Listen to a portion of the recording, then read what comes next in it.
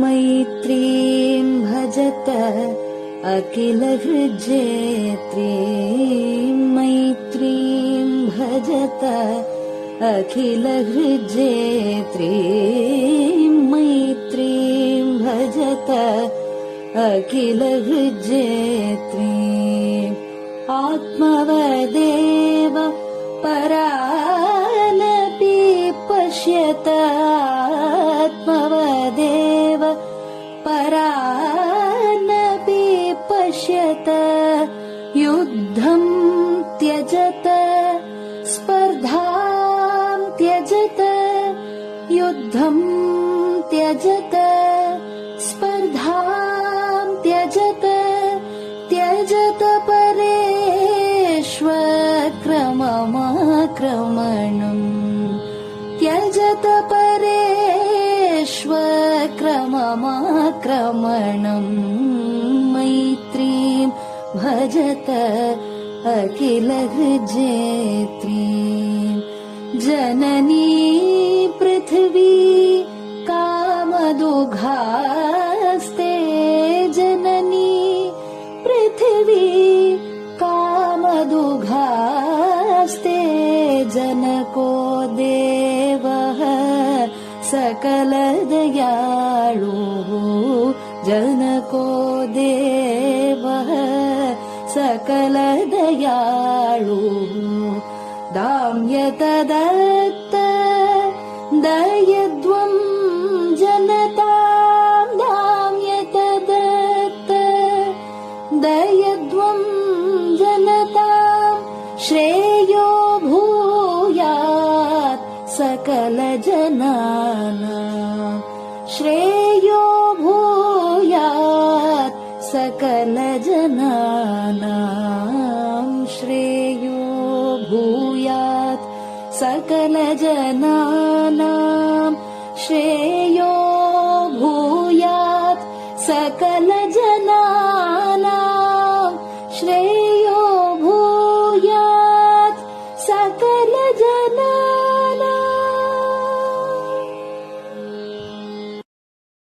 பெரியவா சரணம். மைத்ரீம் பஜத. பாடியவர் குமாரி சிவஸ்ரீ ஸ்கந்தபிரசாத். பெரியவா சரணம். வணக்கம். பெரியவா வானொலியின் காலை நிகழ்ச்சிகளுக்கு உங்களை அன்புடன் வரவேற்கிறோம். முதலில் பெரியவா சுப்பிரபாதம். பெரியவா சரணம். பெரியவா சுப்பிரபாதம். பாடியவர் ஸ்ரீமதி லதா ஸ்ரீதரன் அவர்கள்.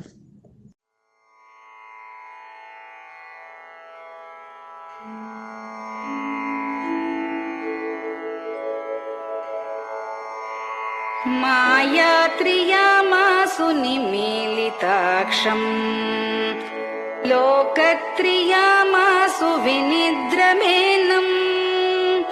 लोकस्य रीत्या हि निबोधयामि, साक्षात् गुरुं चन्दिरशेखरेन्द्रम्, साक्षात् गुरुं चन्दिरशेखरेन्द्रम्। प्रातः सरोजकुसुमानि विहाय निद्राम्, बालारुणातपसुवर्णमयानि नित्यम्।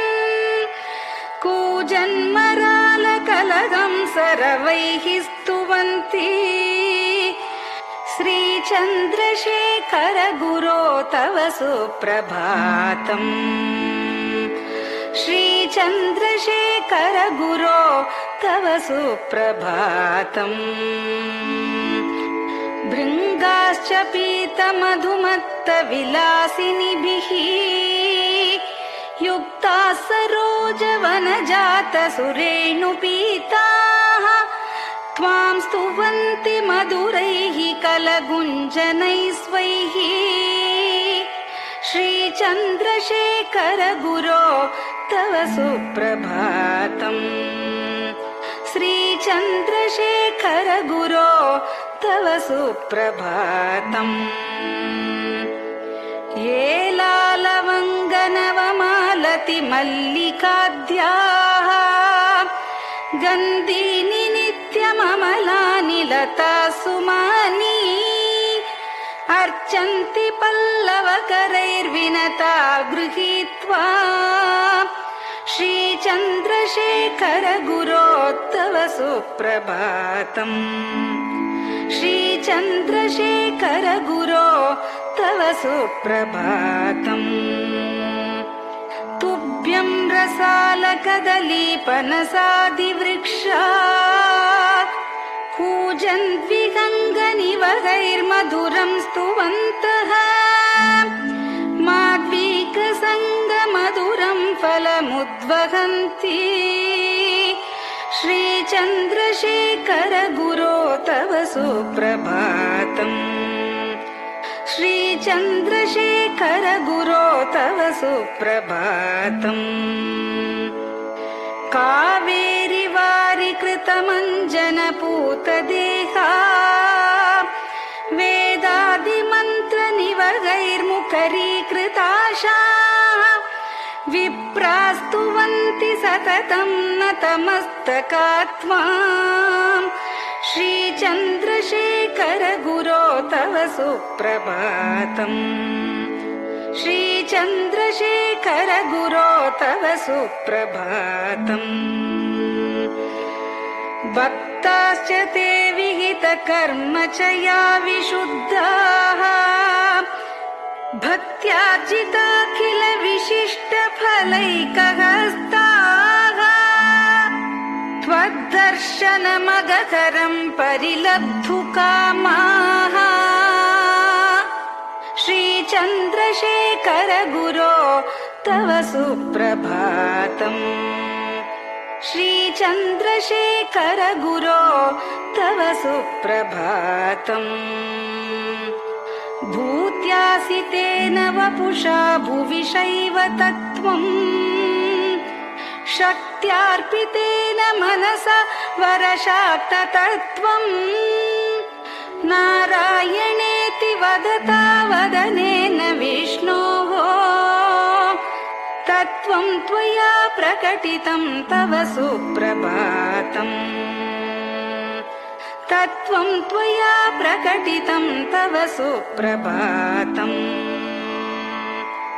स्वामिन् पदाब्जमधुपा इव भक्तलोकाः सेवां विधातुमधुना तव जागरूकाः उत्तिष्ठ पङ्कजपदानि निधाय भूमौ पूर्वं वदामि विनतस्तव सुप्रभातम् पूर्वं वदामि विनतस्तव सुप्रभातम् इत्यष्टकं शुभकरं कलिकल्मषघ्नम् भक्तेन केनचिदहो परिजल्पितं च उत्थाय जल्पति नरो विनत प्रभाते सन्मङ्गलानि लभते बहुधातिशीघ्रम् सन्मङ्गलानि लभते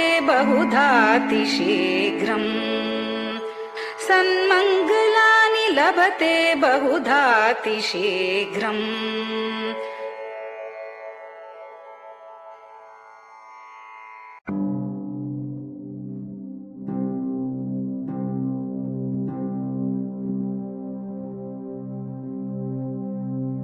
हर हर शङ्कर जय जय शङ्कर हर हर शङ्कर जय जय शङ्कर हर हर शङ्कर जय जय शङ्कर हर हर शङ्कर हर हर शङ्कर जय जय शङ्कर हर हर शङ्कर जय जय शङ्कर हर हर शङ्कर जय जय शङ्कर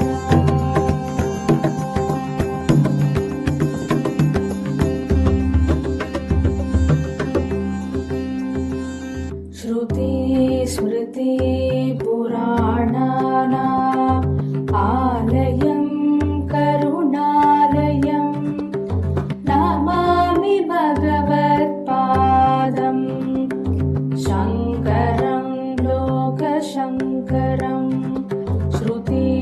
स्मृतिपुराणानाम्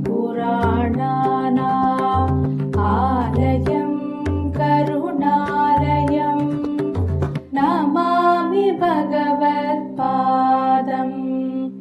शङ्करं लोकशङ्करम् हर हर शङ्कर जय जय शङ्कर हर हर शङ्कर जय जय शङ्कर हर हर शङ्कर जय जय शङ्कर हर हर शङ्कर हर हर शङ्कर जय जय शङ्कर हर हर शङ्कर जय जय शङ्कर हर हर शङ्कर जय जय शङ्कर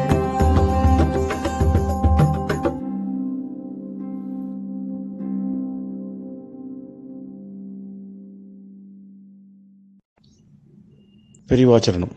பெரியவா கராவலம்பம். பாடியவர் ஸ்ரீமதி லதா ஸ்ரீதரன் அவர்கள். प्रातः स्मरामि भवदीयमुखारविन्दम् मन्दस्मितं च जनितापहरं जनानाम् प्रातः स्मरामि भवदीयमुखारविन्दम् मन्दस्मितं च जनितापहरं जनानाम् सम्पत्करीं च भवतोऽत्र कटाक्षलक्ष्मीं काञ्चीमठेश मम देहि करावलम्बम् सम्पत्करीं च भवतोऽत्र कटाक्षलक्ष्मीं काञ्चीमठेश मम देहि करावलम्बम् काञ्चीमठेश मम देहि करावलम्बम् काञ्चीमठेश मम देहि करावलम्बम् काञ्चीमठेश मम देहि करावलम्बम् प्रातः स्मरामि कलिदोषहराणि यानि हृद्यानि दिव्यमधुराणि मनोहराणि प्रातः स्मरामि कलिदोषहराणि यानि हृद्यानि दिव्यमधुराणि मनोहराणि वाक्यानि तेऽध्यवदनाम्बुजनिर्गतानि काञ्चीमठेश मम देहि करावलम्बम् वाक्यानि तेऽध्यवदनाम्बुजनिर्गतानि काञ्चीमठेश मम देहि करावलम्बम् काञ्चीमठेश मम देहि करावलम्बम् काञ्चीमठेश मम देहि करावलम्बम् काञ्चीमठेश मम देहि करावलम्बम् वक्षस्थलं विमलहेम समानवर्णम् भस्माङ्कितं जनमनोहर कुङ्कुमाक्तम् वक्षस्थलं विमलहेम समानवर्णम् भस्माङ्कितं जनमनोहर कुङ्कुमाक्तम् प्रातः स्मरामि भवतोऽत्र चिरं महात्मन् काञ्चीमठेश मम देहि करावलम्बम् प्रातः स्मरामि भवतोऽत्र चिरं महात्मन् काञ्चीमठेश मम देहि करावलम्बम् काञ्चीमठेश मम देहि करावलम्बम् काञ्चीमठेश मम देहि करावलम्बम् काञ्चीमठेश मम देहि करावलम्बम् मत्तेभतुल्यगमनं च निरीक्ष्यतेऽद्य यात्वा वनान्तरमनन्तगजाश्च लीनाः मत्तेभतुल्यगमनं च निरीक्ष्यतेऽद्य यात्वा वनान्तरमनन्तगजाश्च लीनाः प्रातः स्मरामि गजराजगतिं तवेदम् काञ्चीमठेश मम देहि करावलम्बम् प्रातः स्मरामि गजराजगतिं तवेदम् काञ्चीमठेश मम देहि करावलम्बम् काञ्चीमठेश मम देहि करावलम्बम् काञ्चीमठेश मम देहि करावलम्बम् काञ्चीमठेश मम देहि करावलम्बम् दक्षेण दण्डमवलम्ब्य सदैतरेण हस्तेन चारुकलशं च विराजमानम् दक्षेण दण्डमवलम्ब्य सदैतरेण हस्तेन चारुकलशं च विराजमानम् रक्ताम्बरं च तव चारु कटिं स्मरामि काञ्चीमठेश मम देहि करावलम्बम् रक्ताम्बरं च तव चारु कटिं स्मरामि काञ्चीमठेश मम देहि करावलम्बम् काञ्चीमठेश मम देहि करावलम्बम् काञ्चीमठेश मम देहि करावलम्बम् काञ्चीमठेश मम देहि करावलम्बम् विस्मृत्य दोषमखिलं च ममापराधम् त्रातुं च याध्य भगवन् कृतबद्ध दीक्षा विस्मृत्य दोषमखिलं च ममापराधम् त्रातुं च याध्य भगवन् कृतबद्ध दीक्षा प्रातः स्मरामि यतिपुङ्गवतेऽनुकम्पाम् काञ्चीमठेश मम देहि करावलम्बम् प्रातः स्मरामि यतिपुङ्गवतेऽनुकम्पाम् काञ्चीमठेश मम देहि करावलम्बम् काञ्चीमठेश मम देहि करावलम्बम्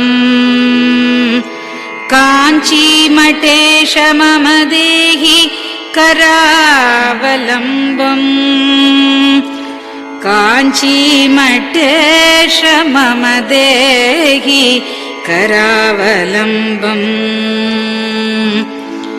प्रातः स्मरामि भवदीय पदारविन्दम्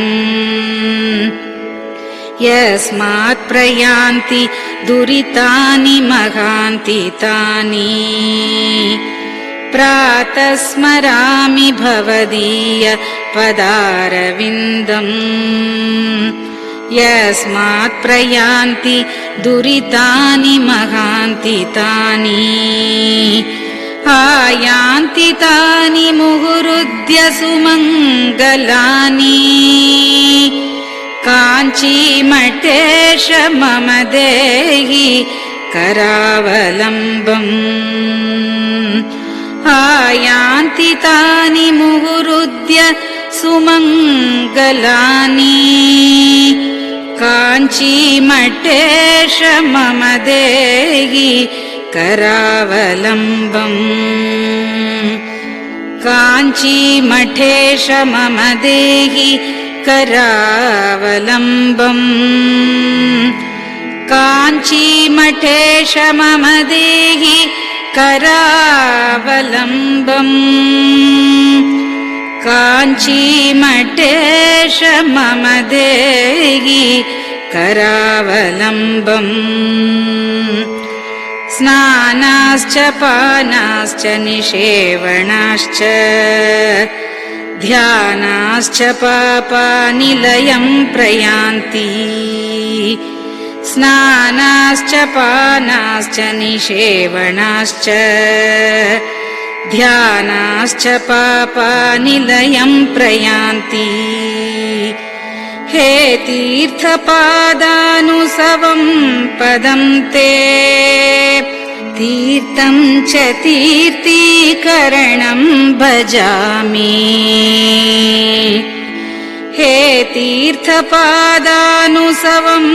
पदं ते तीर्थं च तीर्थीकरणं भजामि काञ्चीमठेश मम देहि करावलम्बम् काञ्चीमठेश मम देहि करावलम्बम्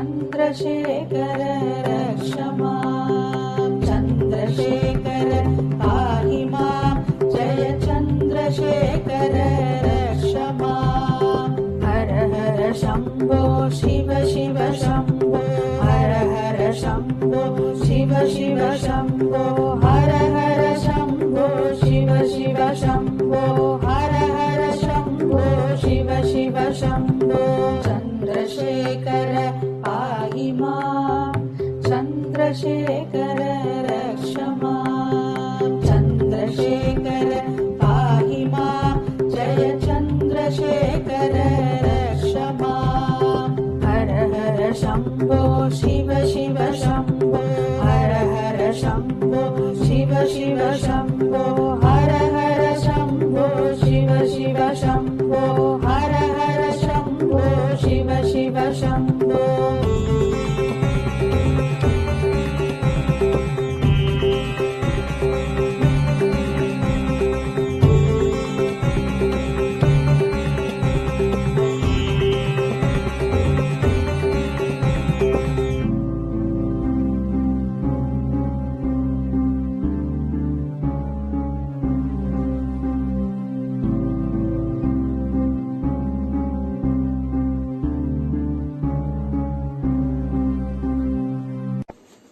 பெரியவா சரணம்.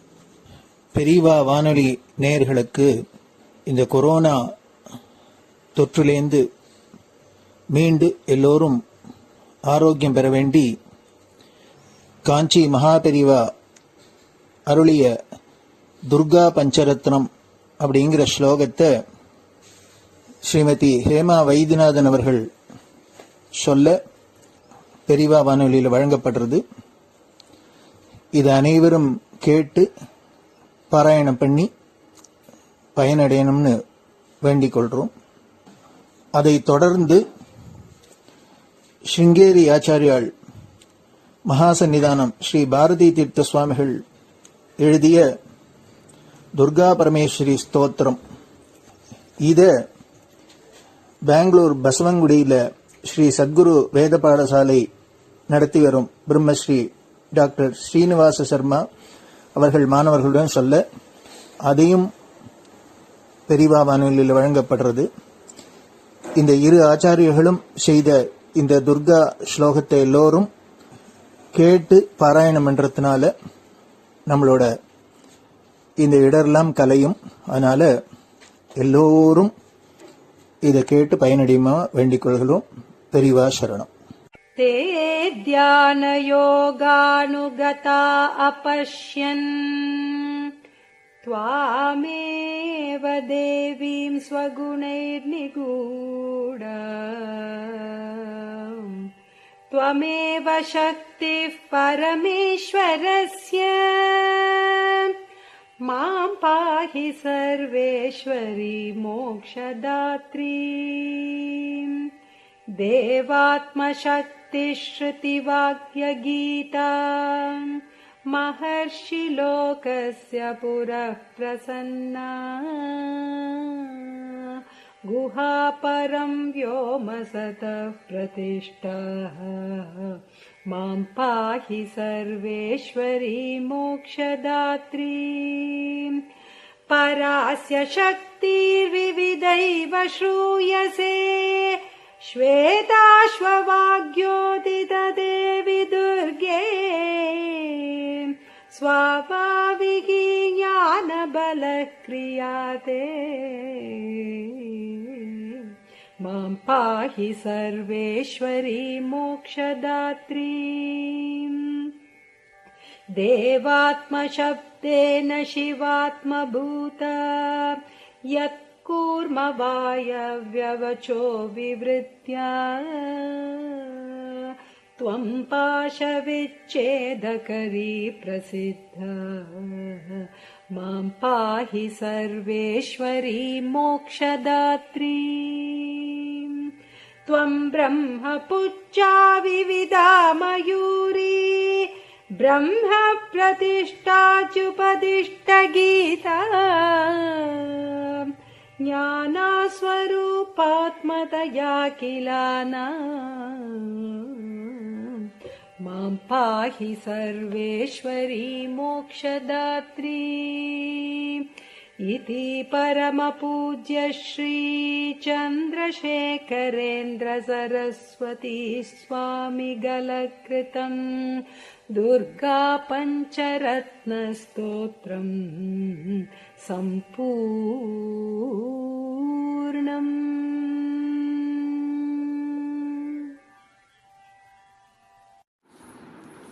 ॐ श्रीगुरुभ्यो नमः. हरिः ॐ. ॐ श्रीगुरुभ्यो नमः. हरिः ॐ. महागणपतये नमः. महागणपतये नमः. वाग्देव्यै नमः. वाग्देव्यै नमः. मातृभ्यो नमः. मातृभ्यो नमः. पितृभ्यो नमः. पितृभ्यो नमः. आचार्येभ्यो नमः. आचार्येभ्यो नमः. अतिथिदेवताभ्यो नमः. अतिथिदेवताभ्यो नमः. श्रीसद्गुरुपरब्रह्मदेवताभ्यो नमः. श्रीसद्गुरुपरब्रह्मदेवताभ्यो नमः. ॐ अधुना सर्वजगति प्रसरतः. ॐ अधुना सर्वत्र जगति प्रसरतः. अधुना सर्वत्र जगति प्रसरतः. जनानां प्राणापायकरस्य. जनानां प्राणापायकरस्य. जनानां प्राणापायकरस्य कोरोना नामकस्य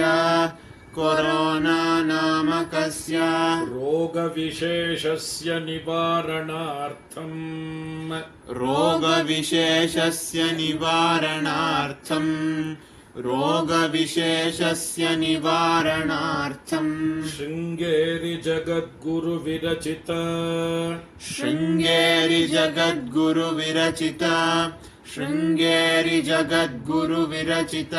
श्री दुर्गा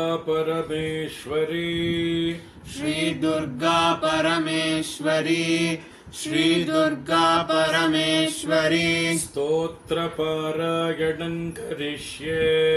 स्तोत्रपारायणं करिष्ये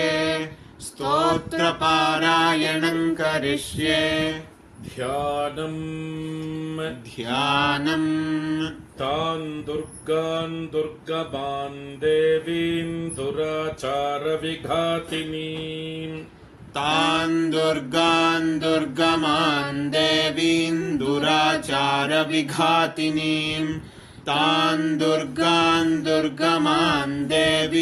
दुराचारविघातिनीं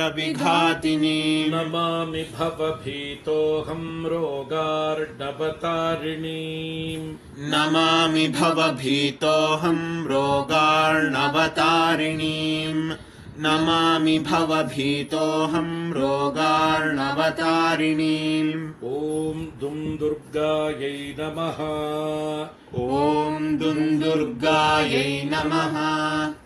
ॐ दुं दुर्गायै नमः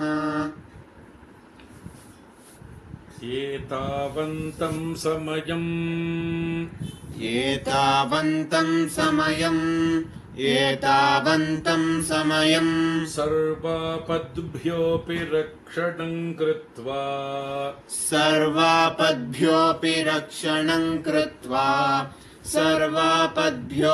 रक्षणं कृत्वा देशस्य परमिदानीं ताटस्थ्यं वहसि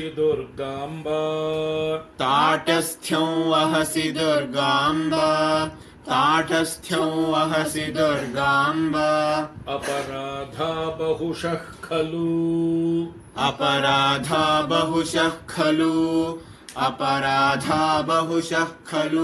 पुत्राणां प्रतिपदं भवन्त्येव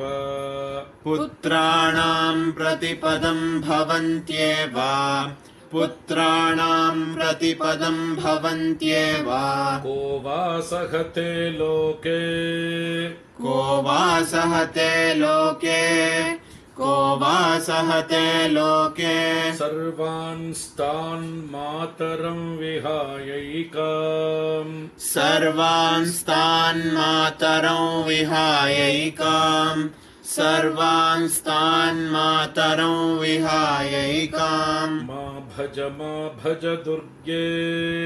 मा भज दुर्गे ताटस्थ्यं पुत्रकेषु दीनेषु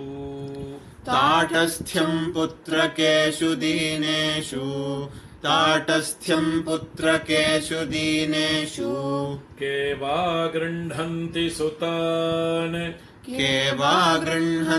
सुतान् मात्रा त्यक्तान् वदाम्बिके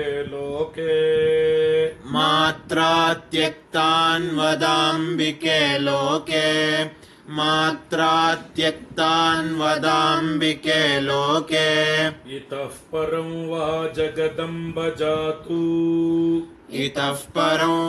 जगदम्ब जातु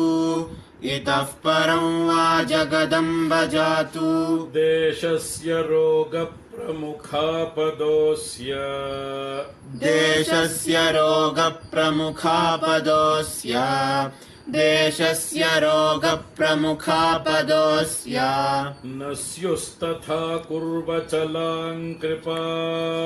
न स्युस्तथा कुर्वचलां कृपाम् न स्युस्तथा कुर्वचलां कृपाम् इत्यभ्यर्थनां मे सफलीकुरुष्व इत्यभ्यर्थनां मे सफलीकुरुष्व इत्यभ्यर्थनां मे सफलीकुरुष्व पापहीनजनतावनदक्षाः पापहीनजनतावनदक्षाः पापहीनजनतावनदक्षाः सन्ति निर्जरवरानकियन्तः सन्ति निर्जरवरानकियन्तः सन्ति निर्जरवरानकियन्तः पापपूर्णजनरक्षणदक्षाम् पापपूर्णजनरक्षणदक्षाम् पापपूर्णजनरक्षणदक्षाम् त्वां विना भुवि परान्न विलोके त्वां विना भुवि परान्न विलोके त्वां विना भुवि परान्न विलोके ॐ शान्ति शान्ति शान्तिः ॐ शान्ति शान्ति शान्तिः श्री सद्गुरु दिव्य चरणारविन्दार्पणमस्तु பெரியவா சரணம். நீங்கள் கேட்க இருப்பது பெரியவா குரல். மகா பெரியவா உபன்யாசங்களில் இருந்து சில பகுதிகள். நமः பார்வதீபதயே கோவிந்தநாம சங்கீர்த்தனம். கிருஷ்ணாஷ்டமி, சிவராத்திரி, பகவான் லோகத்தை அனுகிரகம் பண்றதுக்காக ஆயுர்வேதம். அந்த சமயத்தில் பூஜை, உபவாசம், பஜனை, பகவான் நாமத்தை சொல்றது, அவருடைய கீர்த்தனத்தை பண்றது, இதெல்லாம் உத்தமமான புண்ணிய காலங்கள். இங்க வசந்த நவராத்திரி பேர் இருக்கு. அப்போ சரண் நவராத்திரின்னு வேறு. சரத் இருக்கு, வசந்த இருக்கு. இந்த புரட்டாசி அர்ப்பிஷ மாசத்துல சரத் இருக்கு. அப்போ சரண் நவராத்திரின்னு, சரத்கால நவராத்திரி ஆனதுனால சாரதா நவராத்திரின்னு வேறு இருக்கு. அது அது துர்கா பூஜைன்னு வேறு வடக்கெல்லாம் சொல்றது. துர்கா அம்பாளுக்கு பிரதானம் அது. இது சாட்சாத் பரமேஸ்வரி, சாந்தமான அம்பாளுடைய சுரூபம். அங்கே துஷ்டசம்ஹாரம் பண்ணி கஷ்டங்களெல்லாம் நிவாரணம் பண்ண முடியாத ஒரு அம்பாளுடைய பூஜை அந்த சமயத்தில். ஆனால் ஆயுத பூஜைன்னு சொல்றது விஷயம். இது தேவி நவராத்திரிங்கிறது துர்கா பிரதானம். அது தேவி பிரதானம். சாந்தமான சௌமியமான மாதாவுடைய இது அவசரம். அது நம்முடைய கஷ்டங்கள்லாம் நிவாரணம் பண்ணுறதுக்காக யுத்த சன்னதமாக இருக்க முடியாத ஒரு அவசரம் துர்கைக்கு. சாந்தமாக அனுகிரகம் பண்ணுற சமயம். இப்போ இதுக்கு பட்டணத்துக்கு வரைக்கும் தெலுங்கு தேசத்துலாம் போனால் இந்த ராமநவராத்திரம் ஒன்று சொல்றது இருக்கு. ஏன்னா ராமநவமி அது 9 நாள் ஆனதுனால அது மாதிரி ராமநவமி இந்த ராமநவராத்திரம்னு சொல்றது. இந்த வசந்தத்தில் தேவி நவராத்திரியும் ராமநவராத்திரியும் ஏக காலத்தில் வருது, ஒரே சமயமாக வருது. ஆரம்பமும் பூர்த்தியும் ரெண்டும். ராமனும் தூர்வாகல சாமம்னு அருகம்பில்லுடைய ஒரு பச்சை எப்படியோ அப்போ ஏற்பட்ட சுரூபம் ஸ்ரீராமனுக்கு. பச்சை வண்ணன்னு அவருக்கு பேர். அம்பாலும் அதே மாதிரி தான். பிரசாத் பச்சையான சுரூபம் அம்பாளுடைய சுரூபம். 2 பேருடைய சுரூபம் ஒன்றும். இந்த வேதத்துக்குள்ள வேதாந்தம்ங்கிறது வேதங்களுக்குள்ள வசந்தது உபனிஷத்து ஞானத்தை சொல்றது. அந்த உபனிஷத்துல 10 உபனிஷத்து பிரதானமான உபனிஷத்து. அதில் ஈச உபனிஷத்துன்னு முதல் உபனிஷத்து பேர். 2வது உபனிஷத்துக்கு கேனோ உபனிஷத்துன்னு பேர். இந்த கேனோ உபனிஷத்துல தேவதைகளுக்கெல்லாம் ஒரு பெரிய ஜெயம் வந்துதான் ஒரு காலத்துல. ஜெயம் வந்தோடனே எல்லாரும் தங்களுடைய ஜெயத்தை கொண்டாடினாலாம். இந்த கொண்டாட்டம்னு சொல்றப்போ ஒருத்தருக்கு ஸ்தோத்திரம் பண்ணிக்கிறது, நம்மளால வந்தது, உங்களால் வந்தது, உங்களால் வந்ததுன்னுட்டு அப்படி ஒரு மனசுல ஒரு அகம்பாவம் மாதிரி உண்டாயிடும். அந்த உற்சாகம் உண்டாகக்கூடாது. கொண்டாடுற சமயத்துல பகவானோட அனுகிரகத்தினால கிடைக்கணும்னு சொல்லணுங்கிறத ஜனங்களுக்கு தெரிவிக்கணும். பகவான் எந்த காரியத்திலையும் நம்ம ஒரு தூண்டுதலா உபயோகப்படுத்திக்கிறாரு. செய்யற நம்மளானதுன்னு ஒரு காரியத்தையும் ஒரு நல்ல காரியத்திலையும் அந்த இது வந்துடக்கூடாது நமக்கு அப்படிங்கிறத தெரிவிக்கணுங்கிறதுக்காக சுவாமி என்ன பண்ணினா, இங்க இருந்து அடியந்திரியில முடியந்திரியில ஒரு பெரிய ரூபம் ஒன்றும் அவ கொண்டாடுறது பக்கத்தில் தெரிய முடியாது பண்ணினாராம். கேனோபனிஷத்துல ஒரு கதை இருக்குது. கேனோபனிஷத்துக்கு ஞானத்தை சொல்ற உபனிஷத்து. அதுல ஒரு கதை இருக்குது. தேவதைகள்லாம் கொண்டாடுற சமயத்துல ஒரு பெரிய ரூபம், ஆரம்பம் தெரியல முடிவும் தெரியல, அப்படி ஒரு ரூபம் ஒன்று தெரிஞ்சது, ஒரே தேஜஸா தெரிஞ்சது.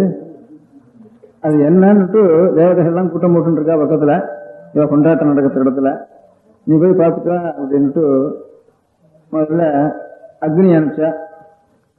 அனுப்பிச்சு நீ யாருன்னுட்டு அந்த சுரூபம் கேட்டு அங்கிருந்து ஒரு சப்தம் வந்தது.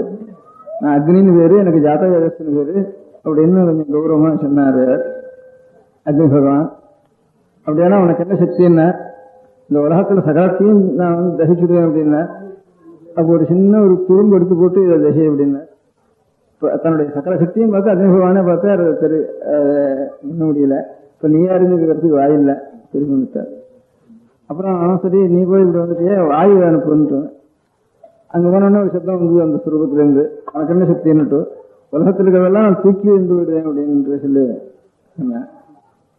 அப்படியானா வந்து ஒரு துரும்பு எடுத்து போட்டு கொஞ்சம் ஒரு இன்ச்சு நகர்த்து அப்படின்னு சொன்னேன். முடியல அப்படின்ட்டு பதில் கேட்க முடியாது. சரி இப்ப நீங்களே இப்படி இருக்கே, நான் தேவதைகளுக்கெல்லாம் இந்திரன் எஜமானம், நான் போய் பார்த்துட்டு வரேன் அப்படின்னு சொன்னேன். இந்திரன் போனவொடனே எனக்கு சுரூபம் மறைஞ்சு வச்சு. அது இருந்த இடத்துல சாட்சாத் உமாதேவி அம்பாள் ஜல்லியமான பிரகாசமாக ஒரே சொர்ண தேஜஸா அம்பாள் வந்து சொர்ணமயமா அம்பாள் அனுபவிச்சார். அனுபவிச்சோடனே அப்பா இது வரைக்கும் தெரிஞ்சது சாட்சாத் பரமாத்மா பிரம்மஸ்வரூபம், அந்த பிரம்மஸ்வரூபம் உனக்கு என்னுடைய ஞாபகம் உங்களுக்கு இல்லாதனால இப்படி உங்களுக்கு அனுகிரகம் பண்றதுக்காக இந்த மாதிரி காட்டினேன் அப்படின்னு அம்பாள் வந்து சாட்சாத் பரமாத்மா ஞானோபதேசம் பண்ணினார். இந்த சரித்திரம் தேவி பாகத்தில் இருக்கு. இது என்னைக்குன்னா சைத்திர மாசம் சொன்னா பங்குனி மாசம் அமாவாசை பூர்த்தியானதுக்கு அப்புறம் 9ஆவது நாள் நவமி இன்னைக்கு அம்பாள் ஆவிர்வவிச்சாள் அப்படின்னு தேவி பாகவத்தில் சொல்லியிருக்கு. இந்த புராணத்துக்கு போயிருந்தேன், காளஹஸ்தி கஷேத்திரத்துக்கு போயிருந்தேன். அங்க ஒரு புராணம் இருந்தது, அந்த கஷேத்திர புராணம்.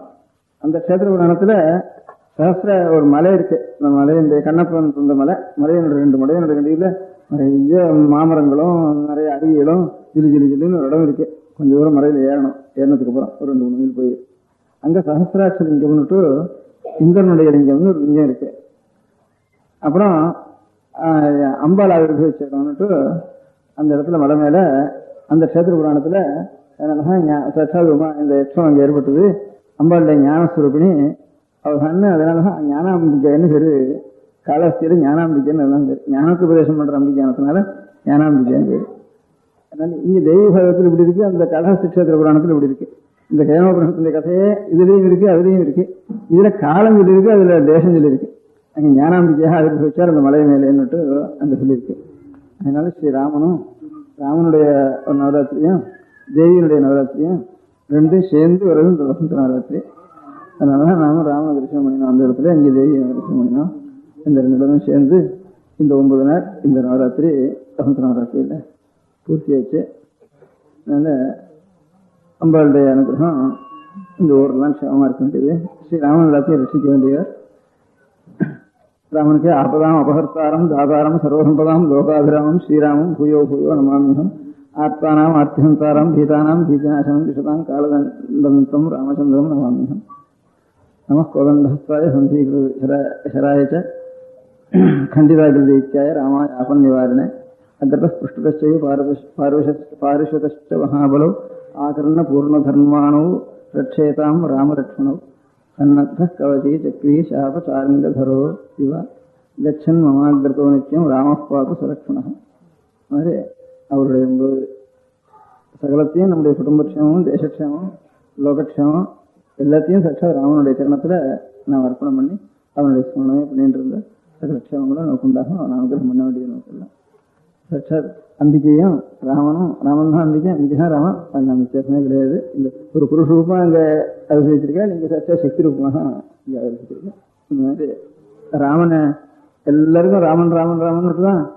அது எடுத்தாலும் வடக்கு துளசிதாசோ, இங்க காசியில, இங்க திருவிழாத்துல ஐயாரோ, இன்னொன்று அருணாச்சல கவிரா இருநூத்தர், அருணாச்சல கவிர ராமாயணம் நிறைய செல்லையாடின்னு ஒரு கஷேத்திரம். அங்க ஒரு பாட்டுக்கு ராமனை பத்தி அவர் பண்ணிட்டு இருக்கார். எந்த மகான்கள் இருந்தாலும் என்ன ராமனே சொல்லிட்டு இருக்கேன்னா நித்தியம் பாயசத்துக்கு சக்கரையே ஓட்டு இருக்கே அப்படின்னு கேட்டா என்னன்றது. நம்ம சித்தத்துக்கு இனிக்கணும்னா அது சக்கரை ஒரு சமம் தான் இருக்கு. அதனால ராமனே தான் சொல்லிட்டு இருக்கேன்னா ராம ராம ராம ராமன்ட்டு சார் அங்கேயும் ராமஸ்வரூபம் தான், சக்தி சுரூபமா சாட்சாத் ஈஸ்வரனுடைய ராமபாக சொல்லிருக்கார். இங்க இடத்துல புருஷரூபமா சீதாசேகர் நமக்கெல்லாம் ஆரம்பிச்சு. இது ரெண்டும் ஒரே காலத்துல உற்சவம் ஆரம்பம், ஒரே காலத்துல ஒரே நாள் ரெண்டும் பூர்த்தி. தெய்வத்தில் இப்படி இருக்கு. தெய்வம் பார்த்திருக்கேன், இந்த இடம் பார்த்திருக்கேன், தெய்வம் சொல்லிருக்கேன்.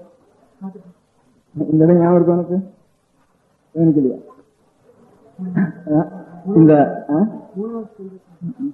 இந்த தேவி ஆயுர்வேதிச்சார் குமார் ரூபணியாக இந்த இடத்துல நவமியில, இந்த சைத்திர சுக்ல நவமியில ஆயுர்வேதிச்சார்ன்ட்டு அதனால ஞானாம்பிக்கையா இருந்து நமக்கு அம்பாள் அனுகிரகம் பண்ணிருக்கார். தட்சா சர்வாபத்தையும் ரட்சிச்சுண்டு சார் ராமன் நமக்கு அனுகிரகம் பண்ணிட்டு. ஜானகி காந்த ஸ்மரணம் நம பார்வதி பதயே. அப்போ எல்லாரும் நல்லா வாழ்ந்துருக்கோம். ஒரு தாயார் இடத்துல 10 குழந்தைகள் இருக்கிறப்ப எவ்வளவு சந்தோஷமா இருக்கும். இந்த மாதிரி உலகம் முழுக்க ஒரு தாயாருடைய குழந்தைகளாக இருந்து நாங்கள் நிமிஷமாக இருக்கணும். அதுக்காகத்தான் அம்பாளை உபாசிக்கணும். ஒவ்வொரு கோவில்லையும் அம்பாள் உடைய சன்னிதானம் வச்சுக்கிறதுக்கு உத்தேசம். அதனால உலகங்கள் எல்லாரும் ஒரு தாயினுடைய குழந்தைகள் நாம் எல்லாரும் ஒருவருக்கு ஒரு உபகாரம் செய்து கொள்ளணும். நம் பிறந்த எல்லாரும் உபகாரம் செய்யாமல் ஒரு ஜென்மம் இருந்ததுன்னா அது வீணான ஜென்மம் தான். அதனால் முடிந்த வரையும் நாம் அறம் பொறுத்தே இருக்கு ஒரு உபகாரம் செய்யணுங்கிற எண்ணம் நமக்கு இருக்கணும். என்ன மாதிரி உபகாரம்னு கேட்டால் இந்த மாதிரி தீர்மானம் இப்படி தான் உபகாரம் பண்ணுறதுன்னு நிச்சயமாக சொல்ல முடியாது. அவளுடைய ஒரு நிலைமையில் என்னென்ன உபகாரம் செய்யலாமோ அந்த உபகாரம் செய்யணும். முதல் உபகாரம் உலகத்தில் சொல்கிறது உண்டு வழக்கம், தனக்கு மிஞ்சி தர்மம்னு சொல்கிறது. நாம் கொஞ்சம் கஷ்டம் இல்லாமல் இருந்தால் தான் பிறருக்கு நாம் உபகாரம் செய்ய முடியும். நாமே ரொம்ப கஷ்டப்பட்டு இருந்தோம்னா உபகாரம் பண்ணுங்கிற நினைவு வர்றது கஷ்டமாக இருக்கும். அதனால் தான் எவ்வளோ கஷ்டப்பட்டு இருந்தாலும் பிரத்தியாருக்கு உபகாரம் செய்கிறதுங்கிறது சில ஆத்மாக்கள் அப்படியும் இருக்கா. தான் எவ்வளோ கஷ்டப்பட்டுருந்தாலும் அந்த கஷ்டத்தை நாம் நினைச்சோ சொல்லியோ என்ன பிரயோஜனம், கஷ்டம் இருக்க தான் இருக்குது. நாம் சொல்லின்றதுனாலையும் நினைச்சின்றதுனாலையும் அந்த கஷ்டம் தீர போகிறதா? இதுதான் 4 பேருக்கு உபகாரம் பண்ணாதனால தானே இவ்வளோ கஷ்டம் நாம் அடைகிறோம். ஆனால் இப்போது நம்ம கஷ்டம் இருக்கு இதை நினைக்காம விட்டுற வேண்டியதான். இது பிரத்தியாரம் சொல்லி அவள் நம்ம தீர்க்க போகிறாள் வாழும். அதனால் ஒன்றும் இல்லை. இந்த கஷ்டத்தை கூடிய வரைக்கும் இப்போ அதனால் அது தீர்க்கிறதுக்கு பிரயத்தனப்படுவோம். கஷ்டம்னு அதுக்காக துக்கப்பட வேண்டாம், அழ வேண்டாம், ஒருத்தரோட போய் நம்ம கஷ்டங்கள்லாம் சொல்லிக்க வேண்டாம், நாமும் அழ வேண்டாம், பிரத்தியாரண்டமே சொல்லிக்க வேண்டாம், வரதெல்லாம் இருக்கட்டும். ஆனாலும் இந்த கஷ்டத்துக்குள்ளே நம்மளால் ஏதானும் பிறருக்கு நம்ம உபகாரம் பண்ண முடியும்னா செய்யணும் அப்படிங்கிற எண்ணம் அது அப்படியே பழக்கத்தை கொண்டு வரணும். இந்த ஞாபகத்தை மாத்திரம் இப்போ வச்சுட்டு இருக்கணும். மாதிரி தனக்கு மிஞ்சி தர்மங்கிற மாதிரி கூடிய வரைக்கும் நாம் கஷ்டம் இல்லாமல் நாம் இருந்தோம்னாதான் பிறருக்கு நம்மளால் கொஞ்சம் உபகாரம் செய்ய முடியும், சகஜமாக செய்ய முடியும். கஷ்டம் இருந்தாலும் செய்கிறது ரொம்ப திருடமான மனசுள்ளவர்களுக்கு, ரொம்ப உத்தமமான நிலை உள்ளவர்களுக்கு, சாமானிய வாழ்க்கை உள்ளவர்களுக்கெல்லாம் நாம் கொஞ்சம் கஷ்டம் இல்லாமல் இருந்தால் தான் நாம் ஏதாவது பிரத்தியாருக்கு உபகாரம் பண்ண முடியும். அந்த மாதிரி கஷ்டம் இல்லாமல் இருக்கிறதுக்கு நாம் எவ்வளோ குறைச்சி செலவழிச்சு கொள்ளணுமோ அவ்வளோ குறைச்சி செலவழிச்சுட்டு இருக்கோம்னா நாம் பிரத்தியாருக்கு நம்மளால் ஒரு உபகாரம் செய்ய முடியும். இப்போ ஒரு வருஷம் ஆகாரம் கிடைக்கல, துணி பஞ்சம் வந்துட்டுது, இல்லைனா உணவு பஞ்சம் வந்துட்டுது, ரேஷன் போடணும், இந்த வருஷத்துக்கு கொஞ்சம் வெளிநாட்டில் எங்கேயாவது அரிசி வர வைக்கணும், இப்படி எல்லாம் பேப்பரில் பார்த்துட்டு இருக்கோம். நாம் சின்ன வயசாக இருக்கிற காலத்துலலாம் சாப்பாட்டுக்குன்னு ஒரு கஷ்டம்னு ஒருவருக்கும் இருக்காது. எப்போவாவது 50 வருஷத்துக்கு வரும், 40 வருஷத்துக்கு வரும், எப்போவாவது ஒரு கரு வரும், பஞ்சம் வரும் அப்படின்னு சொல்லுவாங்களுக்கு. அப்புறம் போய்டும், அடுத்த வருஷத்தில் மழை பெஞ்சால் போயிடும் அப்படின்னு. சாமானியமாக ஜனங்களுக்கு சாப்பாட்டுக்காகன்னு கஷ்டமே இருக்கிறதா கேள்விப்பட்டதில்லை. இப்போ வருஷம் அநேகம் இருப்பானோ 10 வருஷம் 20 வருஷத்துக்கு ஒரு தரம் தான் கொஞ்சம் உணவு சரி கட்டிக்கிறதுன்னு சொல்கிறாங்களே தவிர பாக்கி வருஷங்களெல்லாம் குறைவாக தான் இருக்குது. அதனால் ரொம்ப கஷ்டப்படுறது அப்படிங்கிற சமாதானம் ஜாஸ்தியாக இருக்குது. துணியும் ஒரு சமயத்தில் ரேஷன் போட்டுடுறா, இங்கே ரொம்ப கஷ்டப்பட்டு சில வருஷம் வரங்க வாங்க வேண்டியிருக்கு. சில வருஷத்தில் ஜாஸ்தியாக இருக்குது, அதெல்லாம் நெருப்பு வச்சு இருக்கணும்னு சொல்லி அப்படி சொல்கிறேன். இப்படி என்னென்னமோ போனா இருக்கிற உலகத்தில் அதனால ஜாஸ்தி துணியெல்லாம் ஜாஸ்தி துணி உற்பத்தி பண்ணிவிட்டா பாக்கி இந்த துணிக்கெல்லாம் வேற குறைஞ்சி போகிறது, அதுக்காக இப்போ மில்லெல்லாம் நிறுத்திவிடணும், அப்படி வேறு சமாச்சாரங்கள்லாம் சொல்கிறாங்க. என்னென்னமோ பண்ணிட்டு இருக்கேன். இது எல்லாத்தையும் விட நாம் எவ்வளவு குறைவாக நாம் செலவழிச்சிடுமோ அவ்வளோ குறைவாக நாம் செலவழிச்சுட்டு கொஞ்சம் எவ்வளோ நம்ம ஏழ்மையாக இருந்தாலும் அதில் கொஞ்சம் மிஞ்ச வச்சு யாராவது ஒருவருக்கு அநேகமாக நம்ம வீட்டில் யாராவது ஒருவரை கூப்பிட்டு ஒரு ஏழையை கூப்பிட்டு அன்னம் போட்டுட்டு அதுக்கப்புறம் தான் நாம் சாப்பிடணும் அப்படிங்கிற வழக்கம் பெரியவர்கள் நல்ல. அதுக்கு விருந்தோம்பல்னு பேர் தமிழ் புஸ்தகங்கள்லாம் இருக்குது. சாஸ்திரங்களில் அதிசி பூஜைன்னு ஹிந்துக்களுக்கு ஒரு அதிசி வந்தாலும் அவளை பூஜிக்கணும். அதிசி அபியாகத்தாலும் அதிசின்னா நாம கூப்பிடணும். அபியாகத்தாலும் நம்ம தேடி வருவர்கள் 2 பேருக்கும் ஒரு அன்னம் இல்லைன்னு சொல்லக்கூடாது இருக்கும். அப்படி இருக்கிறதுனா இப்போ எல்லாருக்கும் ஒரு உருவம் அந்த மாதிரி சங்கல்பம் வச்சுன்னுட்டா அப்புறம் இந்த கம்யூனிசம் அது இது ஒன்றுமே வேண்டாம், எல்லாருக்கும் அன்னம் வேணும். இப்போ சீமையிலெல்லாம் என்ன பண்ணுறோன்னா வயசானவங்க சொல்கிறதுனா வயசானவங்களுக்காக ஒரு தனியாக ஒரு கட்டடம், தாய்கப்பன் சிறு குழந்தைகளுக்காக தனியாக ஒரு கட்டடம், இன்னும் தனித்தனியாக இப்படி வயசானவளை என்ன பண்ணுறதுன்னு பெரிய ப்ராப்ளம் அவளுக்கு. அவளெல்லாம் ஒரு இடத்துல கொண்டு தள்ளி கவர்மெண்ட் அதுக்கு ஆள் வை அப்படின்னு இப்படிலாம் சொல்கிறேன். அப்படிலாம் ஒன்றும் கிடையாது நம்ம நாளில், நம்ம தேசத்தில். அப்புறம் ஒரு வாழ்க்கை, ஒரு குடும்பம் அப்படின்னு ஒருத்தருக்கு ஒரு அன்பு, அந்த அன்போடு நடந்து வந்து இப்போ புருஷன் காலம் ஆகிட்டா அவளுக்கெல்லாம் தனி ஒரு கட்டடம் கட்டு, அவளுக்கெல்லாம் ஒரு நிலையம் கட்டு, இல்லைன்னா வயசானவளுக்கெல்லாம் வீட்டில் வச்சுக்கூடாது, அவளுக்கெல்லாம் நிலையம் கட்டு, இப்படிலாம் இதுக்கெல்லாம் தனித்தனியாக ஒருத்தருக்கு அன்புங்கிறது போய் ஒருத்தருக்கு உபகாரம் செய்யணுங்கிற நினைவே போய் எல்லாம் ஒரு ஆபியஸ் மாதிரி அப்படி ரூட் வச்சு வீட்டில் தானே சமையலே பண்ண வேண்டாம்னா இங்கேனும் ஃபுட்லேண்டில் இருந்து கொண்டா இல்லை இன்னும் அந்த ஹோட்டல்லேருந்து கொண்டா வீட்டில் ஒருத்தர் சமையல் பண்ணிக்கிறது சாப்பிட்றதுன்னு அந்த பழக்கமும் போயிட்டு பெரியவர்களுக்கு நாம் செய்ய வேண்டிய கடமையும் மறந்து போச்சு. குழந்தைகளுக்கு செய்ய வேண்டிய கடமை, பெரியவர்களுக்கு கொஞ்சம் வீட்டில் கஷ்டப்பட்டவாள் யாசித்தால் அவளுக்கு செய்ய வேண்டிய கடமை, இதெல்லாம் எல்லாம் கவர்மெண்ட் பார்த்துட்டா தான் ஒன்று அப்படி ஆகாமல் நாமே அவ்வளவா அந்த குடும்பத்தில் முதல்ல உபகாரம் இந்த மாதிரி உபகாரம் செய்யணும். அதுக்கு காரணம் என்னன்னா ஒவ்வொரு குடும்பமும் இப்போ ரொம்ப கஷ்டப்படுறது, கடன் வாங்காத குடும்பம் ரொம்ப குறைவாக இருக்குது. அந்த மாதிரி கடன் வாங்க முடியாத நிலைமை நம்ம வச்சுக்கூடாது. குடும்பமும் இந்த மாதிரி கடன் வாங்குறது, ராஜாங்கங்கள்லேயும் வர காட்டிலும் செலவு ஜாஸ்தியாக இருக்குன்னு அவளும் கஷ்டப்படுறா, அவளும் கடன் வாங்கி தான் ஒரு காரியங்களை செய்யணுன்ட்டு. இப்போ கடன் வாங்காமல் இருக்கிறது தான் பெரிய உபகாரம். தனக்கு மிஞ்சி செல்வம்னு நாம் கடன் இல்லாமல் இருந்தால் தான் நாம் இன்னொருவருக்கு ஒரு உபகாரம் செய்ய முடியும். சொல்கிற வழக்கம் வரவே சிரித்து செலவே பெருத்து அதுவே ஒரு பெரிய திருடுன்னுட்டு கஷ்டத்துக்கு ரொம்ப கஷ்டத்துக்கு கொண்டு வந்து விடும் எல்லா காரியங்களையும். இப்போ நாங்கள் இது வரைக்கும் என்ன பண்ணிட்டு இருந்தோம், உடம்புக்கும் சௌகரியமாக இருந்தது. சாமானியமாக கிராமங்களில் ஒரு கேவுரு கூழ், களி, கஞ்சி, கூழ், இது 3 கஞ்சி சாமானியமாக இருக்கும். அதுக்கு தவிர கூழ் இன்னும் கொஞ்சம் கட்டியாக இருக்கணும்னா ஒரு களி, இது 3 எந்தெந்த ஊரில் எந்தெந்த தானியம் சாப்பிட்றதோ நவதானியங்கள், அந்த தானியங்கள்லேருந்து கம்பு கேவுரு இதில் வச்சுட்டு அந்த பெரிய நாளில் தான் சாப்பிட்டு இருந்தேன். இப்போ திடீர்னு அந்த நாளெல்லாம் இல்லாத ஒரு பஞ்சமத்து வரத்துக்கு காரணம் புளிங்கரிசி கூட சாப்பிட்டு இருந்தேன். எல்லாருக்கும் பச்சரிசி வரணும்னா ரேஷன் போட வேண்டியிருக்கு. அதனால முன்னாள் நான் கேட்டிருக்கேன்,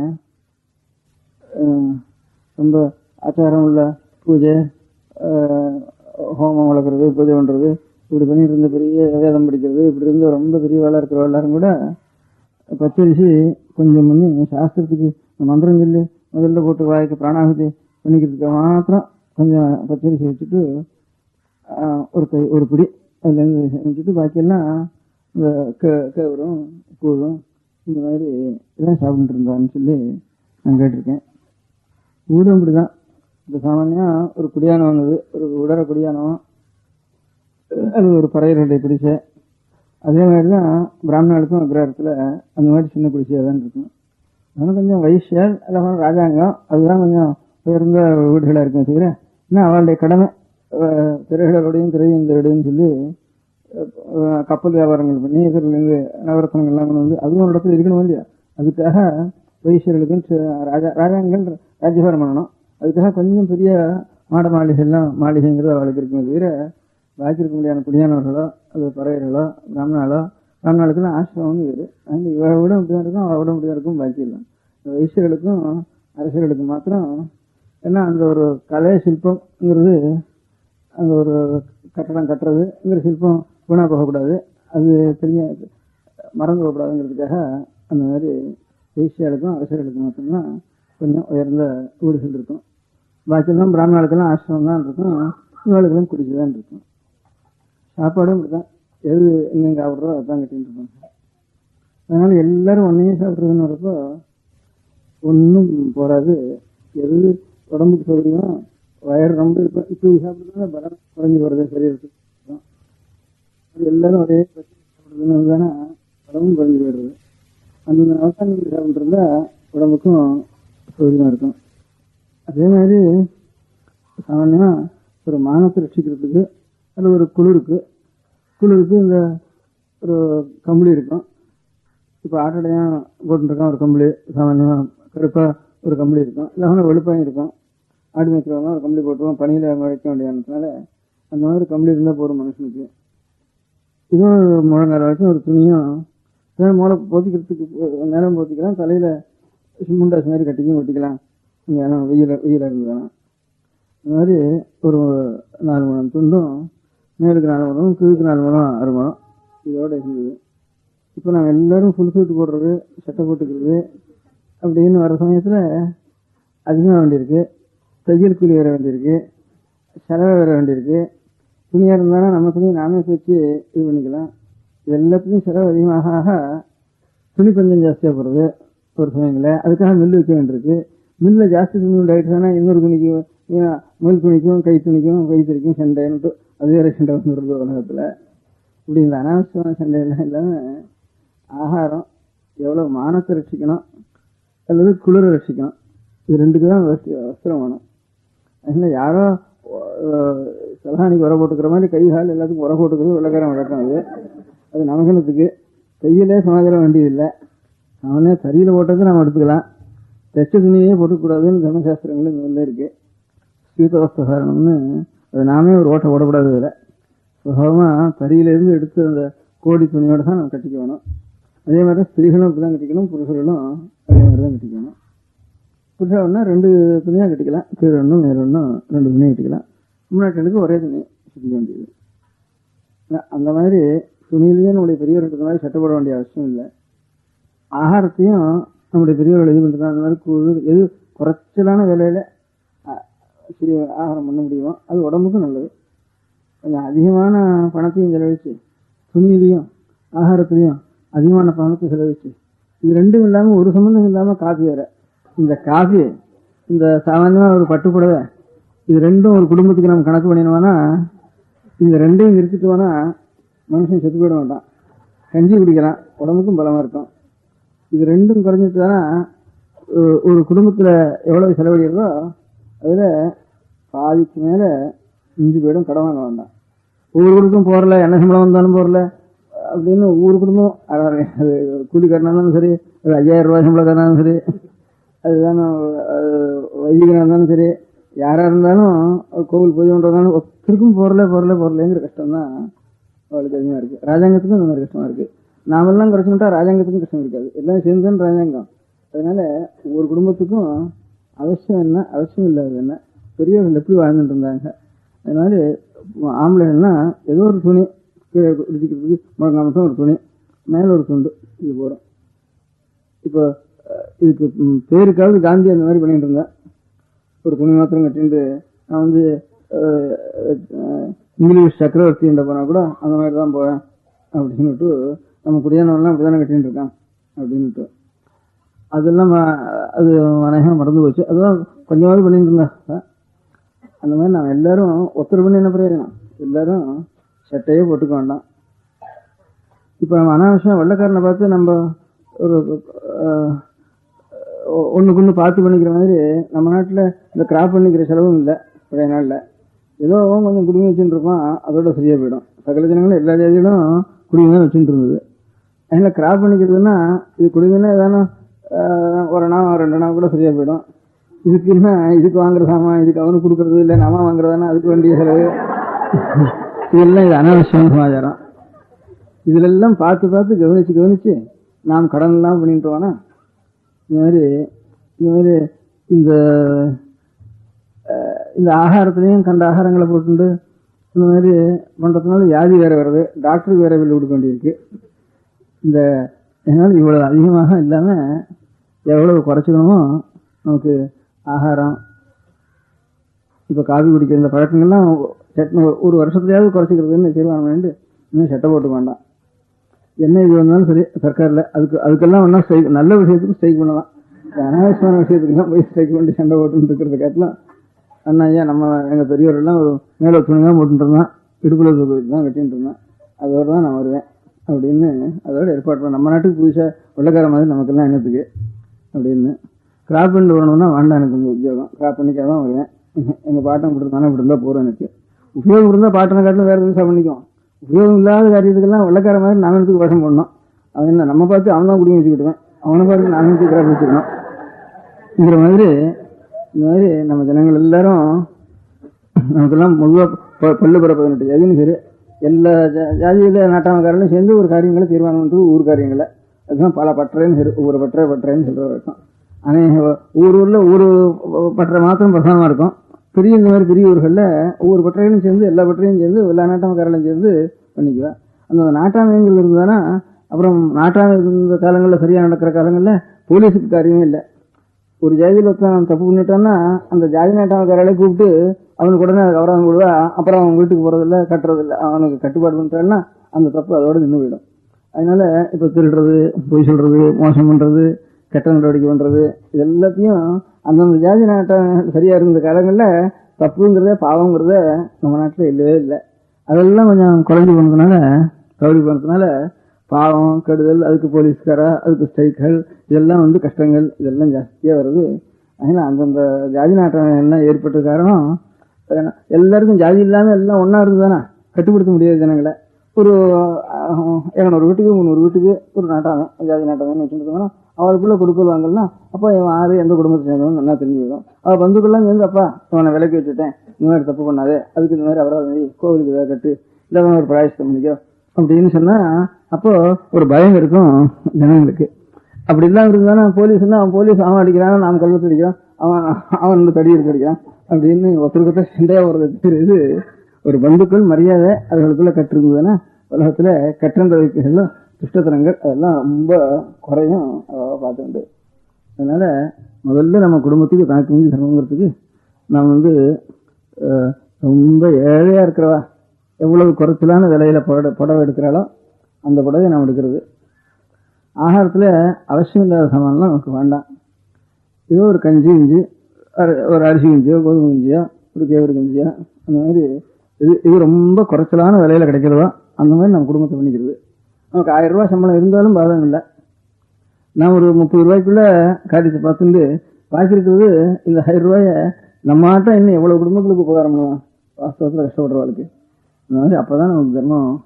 ஒவ்வொருவரும் இன்னைக்கு கவனித்து பார்த்தா நம்ம ரொம்ப கஷ்டப்படுறோம். குழந்தைகளுக்கு கல்யாணம் பண்ணுறதுக்கு கடை வாங்க வேண்டியதுக்கு கஷ்டப்படுறதுன்ட்டு மாதம் நம்ம கஷ்டப்பட்டுட்டோம். அப்புறம் ஒரு கல்யாணம் கூட வீட்டை வைக்க வேண்டியது, நல்லா சேர்க்க வேண்டியிருக்கு, அதனால வியாபாரத்தை வச்சுருக்கு, இப்படிலாம் கஷ்டப்படுறோம். அறியாமையினால்தான் அஜ்ஞானத்தினால்தான் அப்படி தான் கஷ்டப்படுறோம்.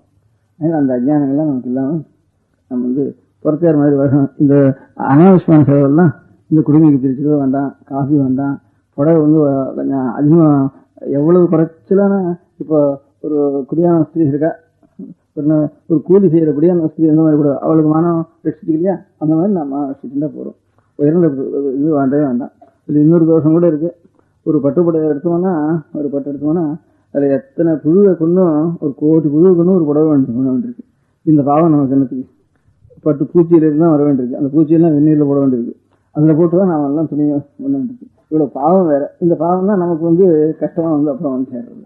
அதனால் இதெல்லாம் ஒன்றும் வேண்டாம். இதோ நுண்ணி புடவை, அதுலேயும் ரொம்ப ஏழையாக இருக்கிற வயதை வாங்குறாலும் அது கூட நமக்கு பணம் இருந்தாலும் அது வேண்டாம் அப்படின்னு இந்த புடவை, அடுத்தவரை ஒரு காப்பி, அதுக்கப்புறம் கிராப் பண்ணிக்கிறது. ஆகாரத்தில் நவதானியங்களும் எது கிடைக்கிறதோ ரொம்ப சுலபமாக உடம்புக்கு மாத்திரம் கெடுதல் இல்லாமல் நல்லா ஒரு கஞ்சியாக போட்டு மோரை விட்டுட்டோம்னா உடம்புக்கும் திடும், உடம்புக்கும் ஜீரணமாகிடும். இந்த அஜீரணங்கள்லாம் வராது, கஷ்டம் வராது. அனாவசியமாக போய் இது பண்ண வேண்டாம். கூடிய வரைக்கும் கிளப்புக்கே நம்ம போகாமல் இருந்துட்டோம்னா ரொம்ப சௌகரியம். கிளப்புக்கு போகாமல் இருக்கவே முடியும். இது இப்படியே பழக்கம் பண்ணிட்டோம்னா கொஞ்சம் கொஞ்சமாக ஏதோ 2 பொறி வச்சுக்கிறது, அவல் வச்சுக்கிறது எல்லாம் வச்சுக்கிறது, அந்த பொரி கஞ்சி அல்லது பொரிய ஒரு தயிரில் ஊற போடுறது, அந்த சமயத்தில் வெளியில் எங்கேயானு போனோம்னா அதை சாப்பிட்டு இருந்துடுறது. அப்படியே பழக்கமாயிட்டு தான் அது கஷ்டம் இல்லை. அதில் இன்னொரு இடத்துல போய் கிளப்பில் போய் சாப்பிட்டு அதில் வந்து அனாச்சாரங்கள்லாம் ஏற்பட்டு, வியாதிகளும் ஏற்பட்டு, அனாச்சாரங்களும் ஏற்பட்டு இந்த கஷ்டங்கள்லாம் வேண்டாம். அப்படிலாம் இருந்துட்டு தானே இப்போ நம்ம ஜனங்கள் இப்படி இல்லாமல்லாம் கடன்பட்டு கஷ்டப்படுறதுனால தானே எங்கே பார்த்தாலும் கிளப்பு தெருவுக்கு வீட்டைக்காலும் கிளப்பு ஜாஸ்தியாக போச்சு. அப்புறம் சவரசாலை, சலூன், அதுக்கப்புறம் செலவு தொழில், லாண்ட்ரி, இந்த மாதிரி இதான ஊர் முழுக்க இது பாதிக்கு மேலே அது இருக்க கொடுத்தும் குறைச்சலாக இருக்குது. நாம் கொடுத்துனக்காரெல்லாம் இந்த காரியத்தை பண்ணிட்டோம்னா அவனும் அதே மாதிரி இருக்கும், அவனுக்கு கஷ்டம் இருக்காது. இது இந்த தொழில் அவன் வந்து வைக்க வேண்டிய அவசியம் இல்லை. அவன் கிராமத்தில் அவன் சௌக்கியமாக இருந்து அவன் தொழில் நம்ம மாதிரி அவனும் இருப்பான். அதுலேருந்து இப்படிலாம் வந்து அப்புறம் அவனும் கஷ்டப்படுறான். 1000 பேர் வச்சோன்னா 1000 பேர் நஷ்டப்பட்டு 100 பேருக்கு லாபம் வருது. பாக்கி 90 பேர் கடன்பட்டு கஷ்டப்பட்டு அதெல்லாம் இந்த மாதிரி பெரிய கிராமத்தை விட்டு டவுனில் வந்து வியாபாரம் விட்டு எல்லாத்தையும் ஏலம் போட்டு இப்படிலாம் கஷ்டப்படுறேன் அப்படின்னு அவனும் கஷ்டப்படுறான். அதெல்லாம் பண்ணாமல் நம்ம எல்லாரும் ಸ್ವಲ್ಪ வஸ்திரம், ஏதோ மேல் துண்டு ஒன்றும் கீழ் கட்டிக்கிறதுக்கு ஒரு வஸ்திரம் ஒன்றும். வஸ்திரம் எவ்வளோ குறைச்சி, ஸ்திரீகளும் அதே மாதிரி குறைச்சலான செலவில் வஸ்திரம் எடுத்துக்கிறது. ஆம்பளைகளும் சட்டையிட்ட ஒன்றும் வேண்டாம், தையல்காரன் வேண்டாம், லாண்ட்ரி வேண்டாம், அவனும் துணியும் அவன் துவச்சுட்டா லாண்ட்ரி வேண்டாம், இந்த கிராப்பு வேண்டாம்.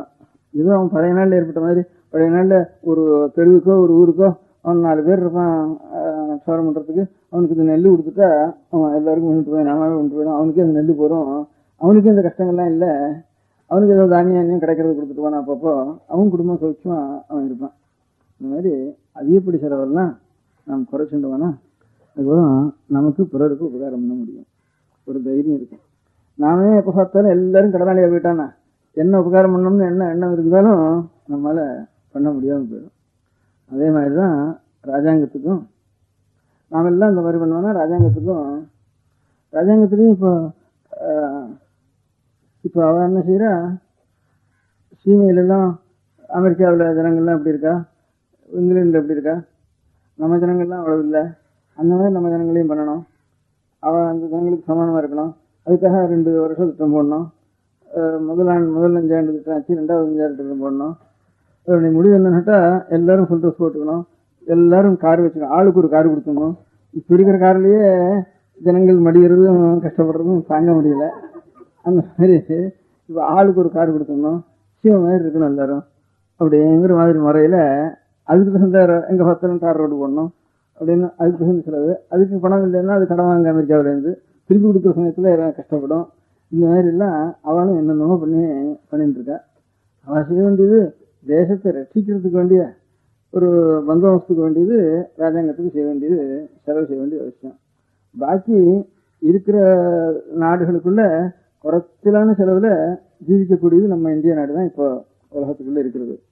இது நம்ம வந்து வெள்ளக்கார நாடு மாதிரி இப்போ ₹1 ஒரு 30 ரூபாயில ஒரு குடும்பம் கஷ்டப்பட்டா சாப்பிட்டுலாம் இப்போ இருக்கிற நிலையில் இப்போ ஒன்றும் அதிக ஆடம்பரம் இல்லாமல் பண்ணினா 30 ரூபாய்க்குள்ளே சாப்பிட்டுடலாம்.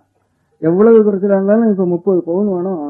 இப்போ பாக்கி தேசங்கள்லாம் 30 பவுன் 100 பவுன் குறைச்சி ஒரு குடும்பம் நடக்க முடியாது. எல்லா உலகத்தில் இருக்கிற சகல தேசங்கள்லையும் இப்போ அந்த மாதிரி நம்ம தேசத்தையும் இந்த மாதிரி திண்டாட விட்டுட்டு அவள்லாம் எதனால இந்த மாதிரி பண்ணிருக்கான்னா அவளுக்கு கொஞ்சம் பாக்கி தேசத்தை போய் அவளுக்கு வியாபாரத்தினாலேயோ அவளுக்கு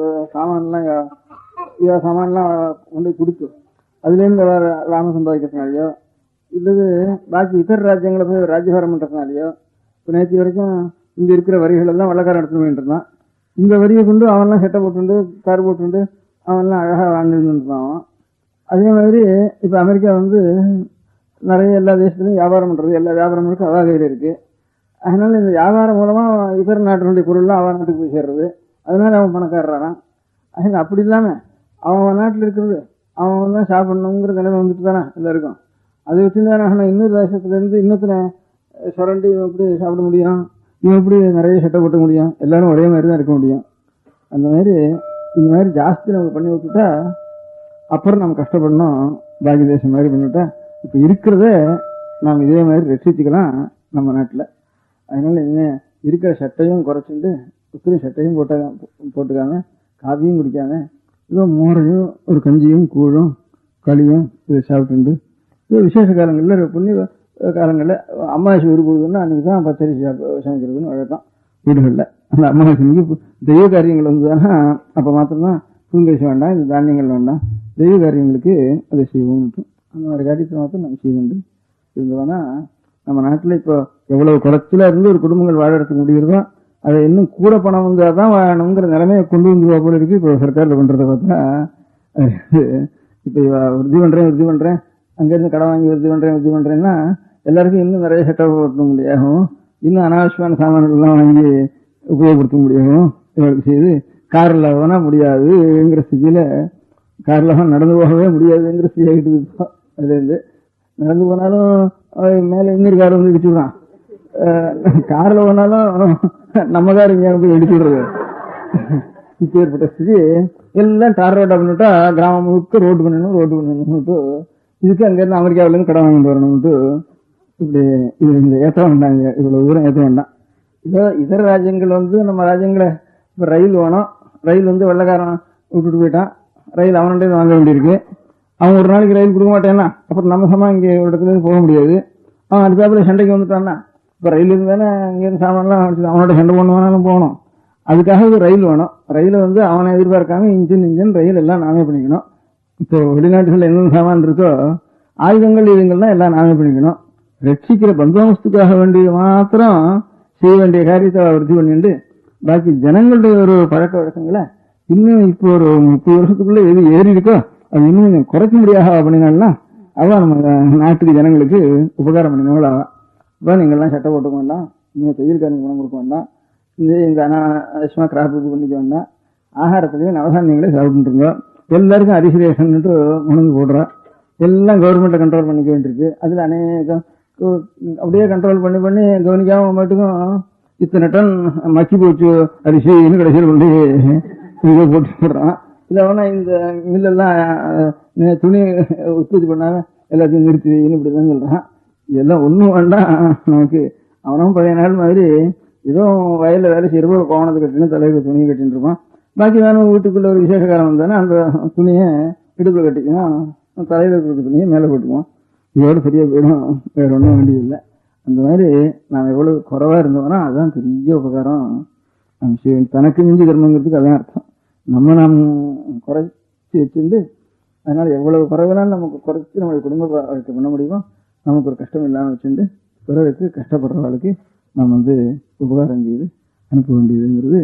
அப்படி ஒவ்வொருத்தரும் ஒரு மனுஷனுக்கு உலகத்தில் பாதி பேர் கொஞ்சம் சௌகரியம் இருக்கிறவா இருப்பா, பாக்கி பாதி பேர் சௌகரியம் இல்லாத இருந்தாலும் அவளுக்கு அண்ணா நீங்கள் போட்டுவிட்டாலாம் உலகத்தில் வாழ்க்கைக்கு கஷ்டமே கிடையாது. அந்த மாதிரி சௌகரியமாக இருக்கும்.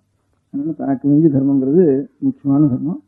அதுதான் நமக்கு நாம் எல்லோரும் குழந்தைகள், ஒவ்வொரு குழந்தைகளும் கஷ்டம் இல்லாமல் இருக்கணும். எல்லாருக்கும் தாயார் அம்பாங்கிறப்போ அனாவசியமான செலவுகளை நாம் பண்ணாமல் நம்முடைய நாட்டில் பெரியவர்கள் எப்படி வாழ்க்கையை நடத்திருந்தாலும் அதே மாதிரி வாழ்க்கைக்கு நாம தனித்தனியாக ஒருத்தர் ஆரம்பிச்சா கூட போகிறோம். இப்படியே ஆரம்பிச்சு இப்போ அநேக இயக்கங்கள்லாம் அவசியம் இல்லாத உபயோகம் இல்லாத இயக்கங்கள், இது கொஞ்சம் கூட நியாயம்னு தோணாத இயக்கங்கள்லாம் ஒரு 10 பேர் சேர்ந்து கூப்பாடு போட்டு அது மட்டும் கிடின்னு உழந்து போயிடுறது. அந்த மாதிரி அது நியாயமாயோ ஒன்றும் இல்லை. நியாயமாக இருக்கிறத நாம் செய்து என்னன்னு நினைக்க வேண்டாம். 10 பேர் இப்படியே ஆரம்பிச்சு இன்னும் சட்டை போட்டுக்கிறது இல்லை, வேண்டாம், இன்னும் கிராப் பண்ணிக்கிறது இல்லை, இன்னும் வந்து ஏதோ விசேஷ நாளில் பச்சரிசி இருந்தால் போதும், நம்ம வீட்டில் பட்டுப்புடவை வாங்க வேண்டாம் அப்படிங்கிற இந்த 4-5 சமாச்சாரம் சின்ன சமாச்சாரங்களை நம்ம செய்தா அது நாட்டுக்கே பெரிய உபகாரம், நமக்கும் உபகாரம், எல்லாருக்கும் உபகாரம் தான். அதே மாதிரி தான் எனக்கு ராஜாங்கத்திலையும் செய்யணும்னு ஆசை. நம்ம நாட்டில் இந்த அதிகமாக இவளுக்கெல்லாம் வாழ்க்கை தரத்தை உயர்த்தாம இன்னும் வாழ்க்கை தரக்கு இறக்கி வாழ்க்கை தரத்தை எத்தனைக்கு இறக்கவும் அத்தனைக்கு பின்னால் பஞ்சம் வராமல் இருக்கும். அதனால கஷ்டம் வராமல் இருக்கும், கடன் வராமல் இருக்கும்.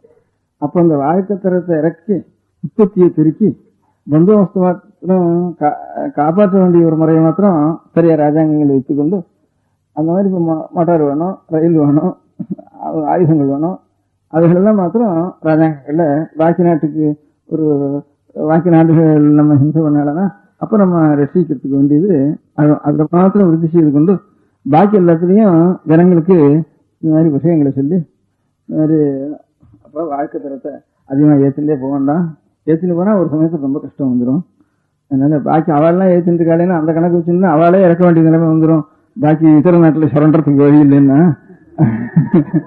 அவனும் வியாபாரம் அவனும் உற்பத்தி ஆகிட்டுனா அவங்க இங்கே வியாபாரம் பண்ணுறது எனக்கு ஆகணும். அதனால இன்னொரு ராஜ்யம் இன்னொருத்தம் ஆள்றது இல்லைன்னு சொன்னால் அப்புறம் அவன் இங்கே இருந்து சுரண்டலைன்னா நம்ம மாதிரி அவன் ஆயிடுவான். அப்புறம் நாமும் கஷ்டப்படணும் அவனும் கஷ்டப்படணும். நம்ம நாட்டில் இருக்கிற நிலைமைக்கு ஏற்ற வேண்டாம். ஒரு 30 வருஷத்துக்குள்ள அனாவசியமாக ஏறி போச்சு அனைத்து சமாச்சாரங்கள். இப்போ அந்த ஏரிக்கெல்லாம் முந்தி இவ்வளவு காப்பி கடை இவ்வளவு டீ கடை இதெல்லாம் ஒண்ணுமே கிடையாது. இல்லை இல்லாமல் தான் வாழ்ந்துட்டு இருந்தோம் எல்லாரும். இது அனாவசியமா சில இந்த டாக்டர் பில்லு இதெல்லாம் ஒண்ணும் கிடையாது. நாட்டில் ஊருக்கு ஒரு வைத்தியம் இதுல வசதியாகி கொஞ்சம் கெட்ட குணங்கள் தான் ஜாஸ்தியா ஏற்பட்டு போயிடுது. அதனால இப்ப யூனிவர்சிட்டிகள்ல இருக்கிற இப்போ ஒரு 10-20 வருஷத்துக்குள்ள யூனிவர்சிட்டிகள்ல தான் ரொம்ப ஒழுக்கம் ரொம்ப தவறி போயிடுறதுன்னு சொல்லி படிக்கிற இடங்கள்ல இப்ப ராஜாங்கத்துக்கே ரொம்ப கஷ்டமா இருக்கு. எனக்கு யூனிவர்சிட்டியில அடிக்கடி அவளுடைய ஒழுக்கத்தை போய் கண்டிக்கிறதுக்கு போனாலன்னா அதுக்கு கஷ்டம், சண்டை, கோபம், கட்சி இதெல்லாம் ஜாஸ்தியா ஏற்படுது. அதனால இந்த படிப்பு இல்லாம இருக்கிறது தேவையில்லையா? படிப்புனால ஒழுக்கம் ஜாஸ்தியா இருந்தா, படிப்பு இல்லாம இருக்கிற இடத்துல ஒழுக்கம் ஜாஸ்தியா இருக்கா அப்படின்னா, படிப்பு இல்லாத ஜனங்களுக்கு சாமானிய குடியானவருக்கு ஒரு ஆட்டடையனுக்கு ஒரு தப்பு பண்றதுக்கு சந்தர்ப்பமே அவனுக்கு நேராது. ஒழுக்கம் தவறதுக்கு ரொம்ப குறைவு அவனுக்கு. அவன் ஒழுக்கம் தவறதுக்கு ஒழுக்கம் தவறி இருக்கிறதுக்கோ கட்ட நடவடிக்கைக்கோ அல்லது பொய் சொல்றதுக்கோ ஏமாத்துறதுக்கோ இவர்களுக்கெல்லாம் ஒன்றும் இல்லாம ஒரு எழுத படிக்க தெரியாதவனுக்கு இவர்களுக்கெல்லாம் ஒழுக்கத்துக்கு சந்தர்ப்பமே நேராது அவனுக்கு ஒழுக்கம் தவறதுக்கு. இவளுக்கு தான் ஒழுக்கம் தவறதுக்கு படிப்புனாலதான் ஒழுக்க தவறு ஜாஸ்தியா ஏற்படுறது. அதனால பள்ளிக்கூடத்தினாலேயே ஆனா நான் ஸ்கூல் எதுக்காக வைக்கிறோம்னா பையனெல்லாம் வந்து ஒண்ணுமில்ல சாப்பிடறதுக்கு வழியாமல இருக்கானே நம்ம ஊர் பையன் எல்லாம் ஏதோ படிச்சான்னா அதுல இருந்து கொஞ்சம் ஏதாவது ஒரு ஜீவனம் பண்ணிக்குவானே அவன், அதுக்காக படிக்கட்டும் அப்படின்னு வைக்கிறோம். அதுக்காக ஜாஸ்தியா படிக்க விட்டுட்டோம்னா படிச்சுட்டு அதுக்கப்புறம் உத்தியோகம் கிடைக்கலன்னு அந்த சிரமங்கள் ஜாஸ்தியா போயிடுறது. அதனால இத்தனை பேர் மேல படிக்காம இருக்கிறது தேவையில்ல, காலேஜ்ல இருந்து இத்தனை பேர் சேர்க்காம இருக்கிறது தேவையில்லைன்னு சொல்றதுக்கு ஆரம்பிக்கிறா இப்ப கவர்மெண்ட்ல. சில பேர் இத்தனை பேர் தான் காலேஜ் வாசிக்கலாம்னு அப்படி சுட்டா கூட தேவையில்ல. ஏன்னா காலேஜ் வாசிச்சுட்டு இவ்வளவு தூரம் பணத்தை செலவழிச்சுட்டு அதுக்கப்புறம் உத்தியோகம் கிடைக்கலன்னு அது வேற கஷ்டப்படுறாளுன்னுட்டு அது வேற சிரமப்படுறா. அதனால எந்த தர்மத்திலையும் போனாலும் முழுக்க கஷ்டங்களை நிவர்த்தி பண்றதுன்னு சொல்றதுக்கு இல்ல. ஒழுக்கத்துக்கும் படிப்பு ஒழுக்கத்துக்காக படிப்பு இருந்தா ஒழுக்கம் நல்லா இருப்பான்னு நினைக்கிறான். அதுலயும் படிப்பு ஜாஸ்தியா இருக்கிற இடத்துல ஒழுக்கம் கிட்டும் போறது. படிப்பு இருந்தானா ஜீவனம் சௌகரியமா இருக்கும்னு நினைக்கிறான். படிப்பு இருந்தானா படிச்சுட்டு பணத்தையும் செலவழிச்சுட்டு அதுக்கப்புறம் உத்தியோகம் கிடைக்கலன்னுட்டு அது வேற கஷ்டம் ஏற்படுறது. அதனால எதுலையும் ஒரு கஷ்டங்கள் கடைசியில் வழிந்து முடியாது. கஷ்டங்கிறது இதனால அடியோட நிவர்த்தியாச்சுன்னு சொல்ல முடியாது. அதனால படிச்சவாள் எல்லாரும் கெட்டவாள்னு அர்த்தம் இல்லை. நல்லா படிப்பு இருந்து நல்லா உபயோகப்படுத்த மனுஷாலும் இதோ 100-10 பேராவது படிக்காம இருந்தா எவ்வளவு இருப்பாளோ அதுக்காக இன்னும் ஒழுக்கத்தோடையும் நல்ல குணத்தோடையும் படிப்பினால விருத்தியாரவாளும் உண்டு இல்லைன்னு சொல்றதுக்கு இல்லை. முக்கிய சாமானியமா 100-30 அந்த மாதிரி சந்தர்ப்பங்கள்லாம் ஏற்படுறதுல ஒழுக்கம் கெட்டு போறதுதான் ஜாஸ்தியா இருக்கு, படிப்பினால கெட்டு போறது. அதே மாதிரிதான் ஆஸ்பத்திரினால ஆஸ்பத்திரி இல்லாம இருந்ததுன்னா வியாதி கூட கொஞ்சம் குறைவா இருக்கும். ஆஸ்பத்திரி ஜாஸ்தியாக வியாதிகளும் ஜாஸ்தி ஆயிடுறது. அதனால ஒழுக்கத்தை சீர்திருத்தத்துக்காக பள்ளிக்கூடம் ஏற்படுறதுன்னா பள்ளிக்கூடம் இல்லாத இடத்துல ஒழுக்கம் அவ்வளவு கெட்டு போகல, பள்ளிக்கூடம் இருக்கிற இடத்துல ஒழுக்கம் ஜாஸ்தியா கெட்டு போறது. யூனிவர்சிட்டியும் காலேஜ்லயும் தான் ஒழுக்கம் ஜாஸ்தி கெட்டு போறது. அதனால ஒழுக்கத்தை சீர்திருத்தத்துக்காக நினைச்சு போய் பண்ற மருந்து இன்னும் வியாதியை ஜாஸ்தி பண்றது. அதே மாதிரிதான் ஆஸ்பத்திரியும் ஜாஸ்தி பண்றது. கட்ட நடவடிக்கை எல்லாம் பண்ணான்னா நமக்கு ஆஸ்பத்திரியில் அது இருக்கு இது இருக்கு அந்த இன்ஜெக்ஷன் பண்ணலாம் இந்த இன்ஜெக்ஷன் பண்ணலாம்னுட்டு அவனுக்கு ஒரு கட்ட நடவடிக்கையில் ஒரு தைரியம் வந்துடுறது. அந்த மாதிரி காரியங்கள் ஒரு பேங்க்கு வச்சோம்னா ஜனங்களுக்கு ஒரு கஷ்டம்னு. பேங்க்குன்னா ஆரம்பம் ஒரு நாளைக்கு உண்டு, ஆரம்பம் ஒரு நாளைக்கு உண்டுன்னா அந்த பேங்க்குக்கு முடிவும் ஒரு நாளைக்கு உண்டு. அந்த முடிகிற அன்னைக்கு ஆறாருடைய பணம் எல்லாருக்கும் போற பணத்தினாலதான் இப்ப இருக்கிறவள நம்ம ஜீவிச்சுட்டு இருக்கோம். அதனால கடைசி நாள்ல எத்தனையோ பேர் ஒரு பேங்க் முடிகிறதுன்னு வந்துதானே எந்த காரணத்தினாலேயாவது முடிகிறப்ப யாராவது போட்டிருக்காளோ பணம் அத்தனை பேருக்கும் ஒரு நஷ்டம் ஏற்படுறது. எதுல இருந்தாலும் ஒரு கெடுதலோடு தான் வந்து சேர்றது அதுல இருந்து. அதனால உண்மையா உபகாரம் பண்றதுன்னு எதனால என்ன கடனாலையும் கடனை பணம் கொடுக்கறது தப்புன்னு சொல்லல, படிப்பு கொடுக்கறது தப்புன்னு சொல்லல, அதனால ஆஸ்பத்திரி வைக்கிறது தப்புன்னு சொல்லல. அதனால முழுக்க எல்லா கஷ்டங்களும் நிவர்த்தி ஆச்சான்னா நிவர்த்தி யாரும் இல்லை. உண்மையா நிவர்த்தி யாரு எதனால என்ன நமக்கு வறுமை இருந்தாலும் வறுமையா நினைக்காம இருக்கணும், வியாதி இருந்தாலும் வியாதியா நினைக்காம இருக்கணும், அஜ்ஞானம் இருந்தாலும் நமக்கு இன்னும் அதுக்கு மேல படிப்பு இல்லையா, அதுக்கு மேல கலை இல்லையா, அதுக்கு மேல பாட்டு இல்லையா, அதுக்கு மேல நம்ம பாஸ் பண்ணலையா அப்படிங்கிற ஒரு ஆசை நமக்கு ஆசை இல்லாம இருக்கணும். அதுக்கு இருக்கிறதுக்கு ஒரு சாந்தம் இருக்கணும். ஒரே காரியத்துல நமக்கு ஒரு 1000 ரூபா எனக்கு நஷ்டமா போயிட்டுதானா கொஞ்சம் தெய்வ பக்தி உள்ளவனா இருந்தான்னா ஏதோ சாமி கொடுத்தார் வாங்கிட்டு போயிட்டார், நான் என்ன செய்யறதுக்கு அப்படின்னு விட்டுடுவான். அதனால தனக்கு ஒரு பந்துக்களையோ ரொம்ப பிரியமா இருக்கிற ஒரு குழந்தைகளோ காலமாயிட்டா கூட கொஞ்சம் ஞானியா இருக்கிறவன் அவனுக்கு ஏதோ அவர் கொடுக்க வேண்டியது அந்த பிராணிக்கு அவ்வளவுதான் ஆயுசு, நீங்க எனக்கு துக்கம் விசாரிக்கிறீரு அப்படின்னு சமாதானம் செய்யணும். கொஞ்சம் ஒரு கருமையா இருந்தான்னா அவனுக்கு ஏதாவது ஒரு 100 ரூபாய் ஞானம் போயிட்டா கூட அதுக்காகவே தலையில அடிச்சுட்டு வாயில் அடிச்சுட்டு எல்லாரையும் வச்சுட்டு கஷ்டப்பட்டு, கஷ்டங்கிறது மனசு சாந்தம் இருக்கிறதுனாலதான் இது எதுக்கிற ஜாதி இருக்கிறவன் ஜாதியை பொறுத்துட்டு சாந்தமா சந்தோஷமா இருப்பான். அது வந்து கடன் இந்த மாதிரி வறுமை இருந்தாலும் அதையும் பொறுத்துட்டு சாந்தமா இருப்பான். சாந்தம் இருந்துதானே, அதனால சாந்தம்ங்கிறது தான் எல்லாத்துக்கும் ஒரே உண்மையான மருந்து. அந்த சாந்தம் எதனால வரும்னா தெய்வசக்தினாலதான் வரும். நம்ம எல்லாம் அண்ணன் இருக்கோம், ஒருத்தன் இருக்கான், அவன் ஆட்டி வைக்கிறான், அவனுடைய கடமை பிரகாரம் நம்ம நினைக்க வேண்டியது. எது நடக்கிறதோ அதில் நாம் துக்கப்படக்கூடாது. அது ஊராருடைய சொன்னதுக்காக நமக்கு என்ன நிவர்த்தியாக போடுறது. அதனால நாம் எழுந்திருக்க வேண்டிய ஒன்றை தவிர வேற ஒன்றும் இல்லை. நடக்கிறது. அதனால அவனுடைய அருள். அதனால நாம் ஏதோ அவனை நாம் அப்பா இந்த மாதிரி என்ன இந்த மாதிரி வைக்காம நாம் ஏதோ பாபம் பண்ணியிருந்தாலும் அதை நிவர்த்தி பண்ணி க்ஷேமமாகன்னு ஒரு பிரார்த்திக்க வேண்டியதான் நம்முடைய கடமை அப்படின்னு அந்த ஒரு தெய்வசக்தி நமக்கு இருந்ததானே, அந்த தெய்வசக்தி தான் வறுமை, வியாதி, இந்த மாதிரி ஒழுக்கம் எல்லாத்துக்கும் உண்மையான சாந்தம் ஒரே மருந்து. அதுதான் தனித்தனியா வியாதிக்கு ஆஸ்பத்திரி மருந்து, இந்த மாதிரி வறுமைக்கு பேங்க் மருந்து, இப்ப அறியாமைக்கு ஸ்கூல் மருந்துன்னு வச்சுட்டு இருக்கோம். கொஞ்சம் தூரம் தான் மருந்துது. அதனால இந்த இது புதினா கொடுக்குற மாதிரி தான் மலேரியாவுக்கு. இதெல்லாம் அந்த சமயம் கொஞ்சம் அடக்கி வைக்கவே தவிர மூலத்தை அறுக்காது. அது அதனால அடியோட எல்லாத்தையும் இந்த நம்ம கஷ்டங்கள் எல்லாம் அறுத்து வைக்கிறது சாந்தம் ஒண்ணுதான். அந்த சாந்தம் எதுனாலும் ஈஸ்வரனிடத்துல ஒரு பக்திங்களா தான் சாந்தம் வரும். அதனால அந்த ஈஸ்வரனுடைய பக்திங்கிறது எப்படி நமக்கு வரும்? தாராளத்தான் ஒரு தர்மம் பண்ணத்தான் ஒரு கோவில் கட்டி வச்சிருந்தா ஒரு கோபுரத்தை கண்டோடனே அப்போ ஒரு சுவாமின்னு ஒருத்தர் இருக்காருன்னு நினைவு வரும். எவ்வளவு சாஸ்திரங்கள் இருந்தாலும் யாரோ சாஸ்திரங்கள் படிச்சவா, யாரோ சில பேர் படிக்கிறவா, அதெல்லாம் நாமெல்லாம் படிச்சு அந்த சாஸ்திரங்கள்லாம் தெரிஞ்சுக்கிறதுக்கு நம்மளால முடியுமான்னா. அதனால எல்லாருக்கும் தெய்வ பக்தி உள்ளாரத்துக்கு ஒரு கோபுரத்தை கட்டுக்கணும். பார்த்தோம்னா ஏதோ ரயில போறோம், 2 சிதம்பரம் கோபுரம், 4 கோபுரம் தெரியுது, இன்னொரு ஊர்ல ஒரு கோபுரம் தெரியுதுன்னா கொஞ்சமாவது நம்ம சில பேர் பக்தியா இருக்கிறவா கணத்துக்காவது போட்டுக்கா, இல்லைன்னா சுவாமி ஒருத்தர் இருக்காரு அவருக்காக ஒரு கட்டணம் கட்டி வச்சிருக்காங்க நினைவாவது வரும். அதனால எல்லாவற்றுக்கும் உயர்ந்த இந்த சாந்தத்தை கொடுக்கறது எல்லாவற்றுக்கும் மருந்து. அதான் உபகாரம், உண்மையா நாம் செய்யற உபகாரம். அதனால அந்த மாதிரி ஒரு கோபுரங்களை கட்டுறது, ஒரு மண்டபங்களை கட்டுறது. அதனால பிற்காலத்துக்கு எந்த காலத்திலயும் எவ்வளவு ஆத்மாக்கள் வரப்போறாளோ, இன்னும் பிறக்க போற ஆத்மாக்கள்லாம் இருக்கா, அந்த ஆத்மாக்களுக்கெல்லாம் பகவானத்தர் இருக்காருங்கிற ஒரு நினைவு அப்படின்ட்டு, அவன் நாஸ்திகனா இருந்தாலும் பகவானத்தர் இருக்காருன்னு ஏவாந்து போய் கட்டி வச்சிருக்காருன்னாவது நினைக்கிட்டோம். அதனால அப்படி ஒரு நினைச்சுட்டு இருந்திருக்கா நம்ம பெரியவர்கள்லாம் நினைச்சுக்கிட்டோம். அப்படி நினைச்சிருந்தாவது அவன் ஏதோ நாஸ்திகம் ஒரு ராஜீய கட்சிக்காக நாஸ்திகம் பட்டிருக்காளே தவிர உண்மையா அவளுக்கு ஒரு கஷ்டம் வந்துதானா தானா பிரார்த்திச்சுட்டு இருக்காவா அவங்களோட. அதனால அதுக்கும் அவளுக்கு அதுக்கு அவள் ஜனங்களுக்கு மறக்காம இருக்கிறதுக்கு இந்த மாதிரி ஒரு தர்மங்களை நாம் செய்யணும். அதனால அது ஆறு வந்து இப்ப பாக்கி இருக்க நம்முடைய பெரியவர்கள் பண்றதுக்கும் நமக்கும் இருக்கிற வித்தியாசம். இப்போ இதர மதங்கள் இருக்கு, இப்ப கிறிஸ்துவாளுடைய ஒரு கோவில்கள் இருக்கு, இப்ப திருக்காளுடைய ஒரு கோவில்கள் இருக்கு. அதெல்லாம் ரொம்ப ஜாக்கிரதையா அப்பப்போ சுண்ணாம்படுத்தி சுத்தப்படுத்தி ஜாக்கிரதையா வச்சுட்டு இருக்கா. அதனால இடிஞ்ச சர்ச்சையோ இடிஞ்ச மசூதியோ நம்ம பார்க்க மாட்டோம், கண்ணில் படாது. இடியாத கோவில் நம்ம பார்க்க மாட்டோம். அதனால நம்முடைய கோவில் அப்படி மரம் முளைச்சதும் பாசி பிடிச்சதும் இப்படிதான் இருக்கும் நம்ம கோவில். ஆனாலும் ஒரு 2 வருஷம் ரிப்பேர் பண்ணதுன்னா அந்த கோவில்லாம் போயிடும். இது 1000 வருஷம் ரிப்பேர் பண்ண கூட இடிச்சா கூட அதுக்கப்புறம் இது இந்த கோவில் கருங்கல்லாவது இருந்துட்டு இருக்கும். அங்க எவனாவது அந்த கோவில் அடியோட படகள் வந்து இடிச்சுட்டு போனா கூட அது அந்த அவ்வளவு இடிச்சானா இதெல்லாம் விழுந்துருவது. அதனால அவ்வளவு ஜாக்கிரதையா அஸ்திவாரம் போட்டு வச்சிருக்கா, கருங்கல்லால கட்டி வச்சிருக்கா. அந்த இடத்துல போய் யாராவது ஒருத்தன் இடிஞ்சு போனதுக்கு அப்புறம் கூட ஏதாவது ஒரு பிள்ளையார கொண்டு வச்சு அங்க பூஜை பண்ணிட்டு ஆரம்பிப்பான். அந்த மாதிரி அஸ்திவாரம் பலமா போட்டிருக்கா. நாம் பண்ற அபசாரம் நிறைய இருந்தாலும் நம்ம மதத்துல அஸ்திவாரம் பலமா போட்டிருக்கா பெரியவா எல்லாரும்.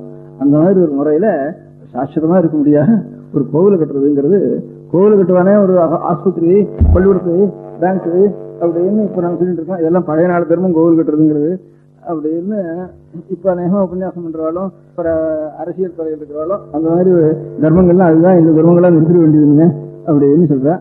அதனால எல்லாரும் நாம் வந்து ஆகாரம் நமக்கு ஆறு கொடுக்குறான்னா நம்முடைய சக்தியினால ஒரு அரிசி நம்மளால உண்டு பண்ண முடியாது. அதனால ஏதோ நம்ம மீறி தான் ஒரு அரிசி எவ்வளவு சயின்ஸ் நம்ம விருத்தியானாலும் என்னத்தை பண்ணினாலும் நம்ம ஆகாரத்தை ஒரு வாழையில நம்மளால பண்ண முடியாது, ஒரு கீரை நம்மளால பண்ண முடியாது. அது நம்ம மீறி தான் எல்லாத்துக்கும் எவ்வளவு சக்தி கண்டுபிடிச்சாலும் அதுக்கப்புறம் எலக்ட்ரிக் கட்டு பண்ணு அது பண்ணு இது பண்ணுன்னுட்டு ஏதாவது இன்னும் நம்ம மீறின ஒரு சக்தி இருக்கு. அதுதான் நமக்கு நம்முடைய தர்மாசர்மங்களை புண்ணியபாவங்களை அனுசரித்து நமக்கு படியளந்து வருவது. அதனால அந்த படியளக்க முடியாத பகவானை நாம் ஸ்மரிச்சுட்டு அவனுக்காகன்னு சொல்லி ஒரு இடத்த வச்சு அங்க ஒரு நைவேத்தியம் அவனுக்காகன்னுட்டு நம்முடைய நன்றி அறிவை காட்டுறதுக்காக அங்க நைவேத்தியம் ஆனதுக்கு அப்புறம் தான் நாம் சாப்பிடணும் அப்படிங்கிறதுக்காகத்தான் கோவில்கள் ஏற்பட்டிருக்கு. அங்க கோவில்ல மணி அடிச்சாச்சா நைவேத்தியம் ஆயிட்டு சுவாமிக்கு, அதுக்கப்புறம் நம்ம வீட்டில் நாம் சாப்பிடுவோம் அப்படிங்கிறது பெரியவர்களுடைய ஒரு பழக்கம். அது இல்லாமல் இருந்தானா நாம் நன்றி கேட்டவனாதான் போயிடுவோம். அதனால ஒவ்வொருத்தரும் தனியா வீட்டுல பூஜை பண்ண முடியாது. சில பேர் பூஜை பண்ணுவா, சில பேர் வந்து பூஜை பண்ண முடியாது. அதனால எல்லாருக்கும் பொதுவா ஒரு இடம் வச்சு அந்த இடத்துல பூஜை நடந்ததுக்கு அப்புறம் தான் நாம் எல்லாரும் ஆகாரம் பண்ணணும் அப்படின்னு எல்லோருடைய பொருளும் அதுல சேரணும் ஊர் பொதுவில் அப்படிங்கிறதுக்காக தான் கோவில் கட்டிருக்கு. அந்த மாதிரி அப்பேற்பட்ட கோவில் கட்டுற சிரமம் இனிமே வேண்டாம், அந்த கோவில் கட்டுற சிரமம் நிறுத்திடும், அனாவசியம் அங்கே ஆடு போறா. அதனால பாக்கி இருக்கிறது ஸ்கூல் கட்டு ஆர்ஃபனேஜ் கட்டுன்னு அப்படி சொல்லிட்டு இருக்காரு. இதெல்லாம் உபயோகம் செய்ய வேண்டியதான், அந்தந்த காலத்துல இந்த சிரமங்கள் செய்ய வேண்டியதான். ஆனாலும் மூல சிரமத்தை அழிச்சுட்டு இந்த சிரமங்கள் பண்றது தப்பு. அதனால ஒரு கோவில் கட்டணும், ஒரு கோபுரம் கட்டணும், ஒரு குளம் கட்டணும், ஒரு சிரமம் பண்ணணும். ஏதாவது நாம் உயிரோடு இருக்கிறதுக்கு உயிர் வாழ்றதுக்கு அநேக சாமான்களை நாம் எடுத்து உபயோகப்படுத்திருக்கோம் பூதேவியின் இடத்துல இருந்து. அதுக்கு பூமிக்கு ஏதாவது கொடுத்துட்டு போகணும். அந்த கொடுத்துட்டு போறது சாஸ்திரமாக ஒரு வஸ்துவா கொடுத்துட்டு போகணும். அந்த மாதிரி ஒரு சாஸ்திரமான காரியம் நம்மளால முடிஞ்சானா முதல்ல இதுக்கு நம்முடைய செலவெல்லாம் ரொம்ப குறைச்சிக்கணும். அது வந்து ஏதோ மோர், கஞ்சி, துணி, நூல் துணி, இந்த மூணோடு இருந்தானா நாமே நம்முடைய வஸ்திரங்களை நாமே சுத்தப்படுத்திக்கிறது. இன்னும் இந்த மாதிரி பழக்கங்கள் பெரியவர்கள் பழக்கம் பண்ணணும். அப்போ கொஞ்சம் நம்முடைய குடும்பங்களுக்கு அதிகமாக வறுமை வராது. கொஞ்சம் ஒவ்வொருத்தரும் கொஞ்சம் மிச்சப்படுத்தி வைக்கலாம். இதெல்லாம் ஒரு சிரமமாவது செய்யலாம். அந்த ஒரு சிரமத்துல முதல்ல சொன்னது ஒரு சமுதாயங்கி அல்லது ஒரு உரகல், அதுக்கப்புறம் ஒரு கிணறு, அதுக்கப்புறம் ஒரு குளம், இது எல்லாத்தையும் காட்டலாம். இன்னும் கூட இருந்தானா ஒரு ஆஸ்பத்திரி, இன்னும் கூட இருந்தானா பள்ளிக்கூடம், பேங்க்கு, அதெல்லாம் செய்யலாம். 10 பேர் செஞ்சு செய்யலாம். எல்லாத்தையும் காட்டின பிறகு எல்லாத்துக்கும் மூலம் போகிறோம். அதனால கோவிலை அழிச்சுட்டு இந்த பழைய முறையான தர்மங்களை அழிச்சுட்டு இதை பண்ணுன்னு சொல்றது தப்பு. அதனால புதுமுறையானது வந்து தானே செய்ய வேண்டிய அவசியம் இருந்தானே செய்யத்தான் வேணும். அதோட கூட பழசுதான் உண்மையா எல்லாத்துக்கும் ஒரே மருந்து. எத்தனை ஆஸ்பத்திரி இருந்தாலும் மனசு சாந்தம் இல்லாமனா எந்த ஆஸ்பத்திரினாலும் பிரயோஜனம் இல்லை. அந்த இது எல்லாத்துக்கும் ஆஸ்பத்திரி பகவானை ஸ்மரிக்கிறது தான் எல்லாத்துக்கும் ஆஸ்பத்திரி. அவனுடைய நினைவு மறந்து போயிட்டு தானே அதுக்காக ஒரு இடத்துலயாவது ஒரு பூஜை மணி கோவில். அதனால திருக்கோவில் இல்லா திருவிழூரும் அப்படின்னு திருவண்ணீரணியா இந்த மாதிரி ஒரு விபூதியோ ருத்ராட்சமோ ஒரு மணியோ செங்கோ கோவிலோ இதெல்லாம் இருந்துட்டு இருக்கணும். அந்த இடத்துல நாம் செங்கு விபூதி கேட்டதுக்கு அப்புறம் பகவானுக்கு நைவேத்தியம் ஆனதுக்கு அப்புறம் நம்ம ஆகணும் அப்படிங்கிறது தான் உண்மையான நன்றி. அப்படி இருந்தானா நாட்டுக்கு ஒரு குறை இருக்காது. இந்த மாதிரி நாடு இருந்த வரைக்கும் ஒன்றும் அதே மாதிரி துர்பிக்ஷங்கள்லாம் அதிகமாக வராமல் இருந்தது. இல்லை, அந்த மாதிரி ஒரு முறை நாம் செய்ய வேண்டியது அவசியம். இருக்கிற கோவிலில் இல்லை இருக்கிற கோவில்னா ஊர்பட்ட கோவில் இருக்கேன் இன்னும் கோவில் கட்டுறது அப்படின்னு அந்த மாதிரி இந்த சமயம் தப்புன்ட்டு அப்படி அநியாயம் பண்றது.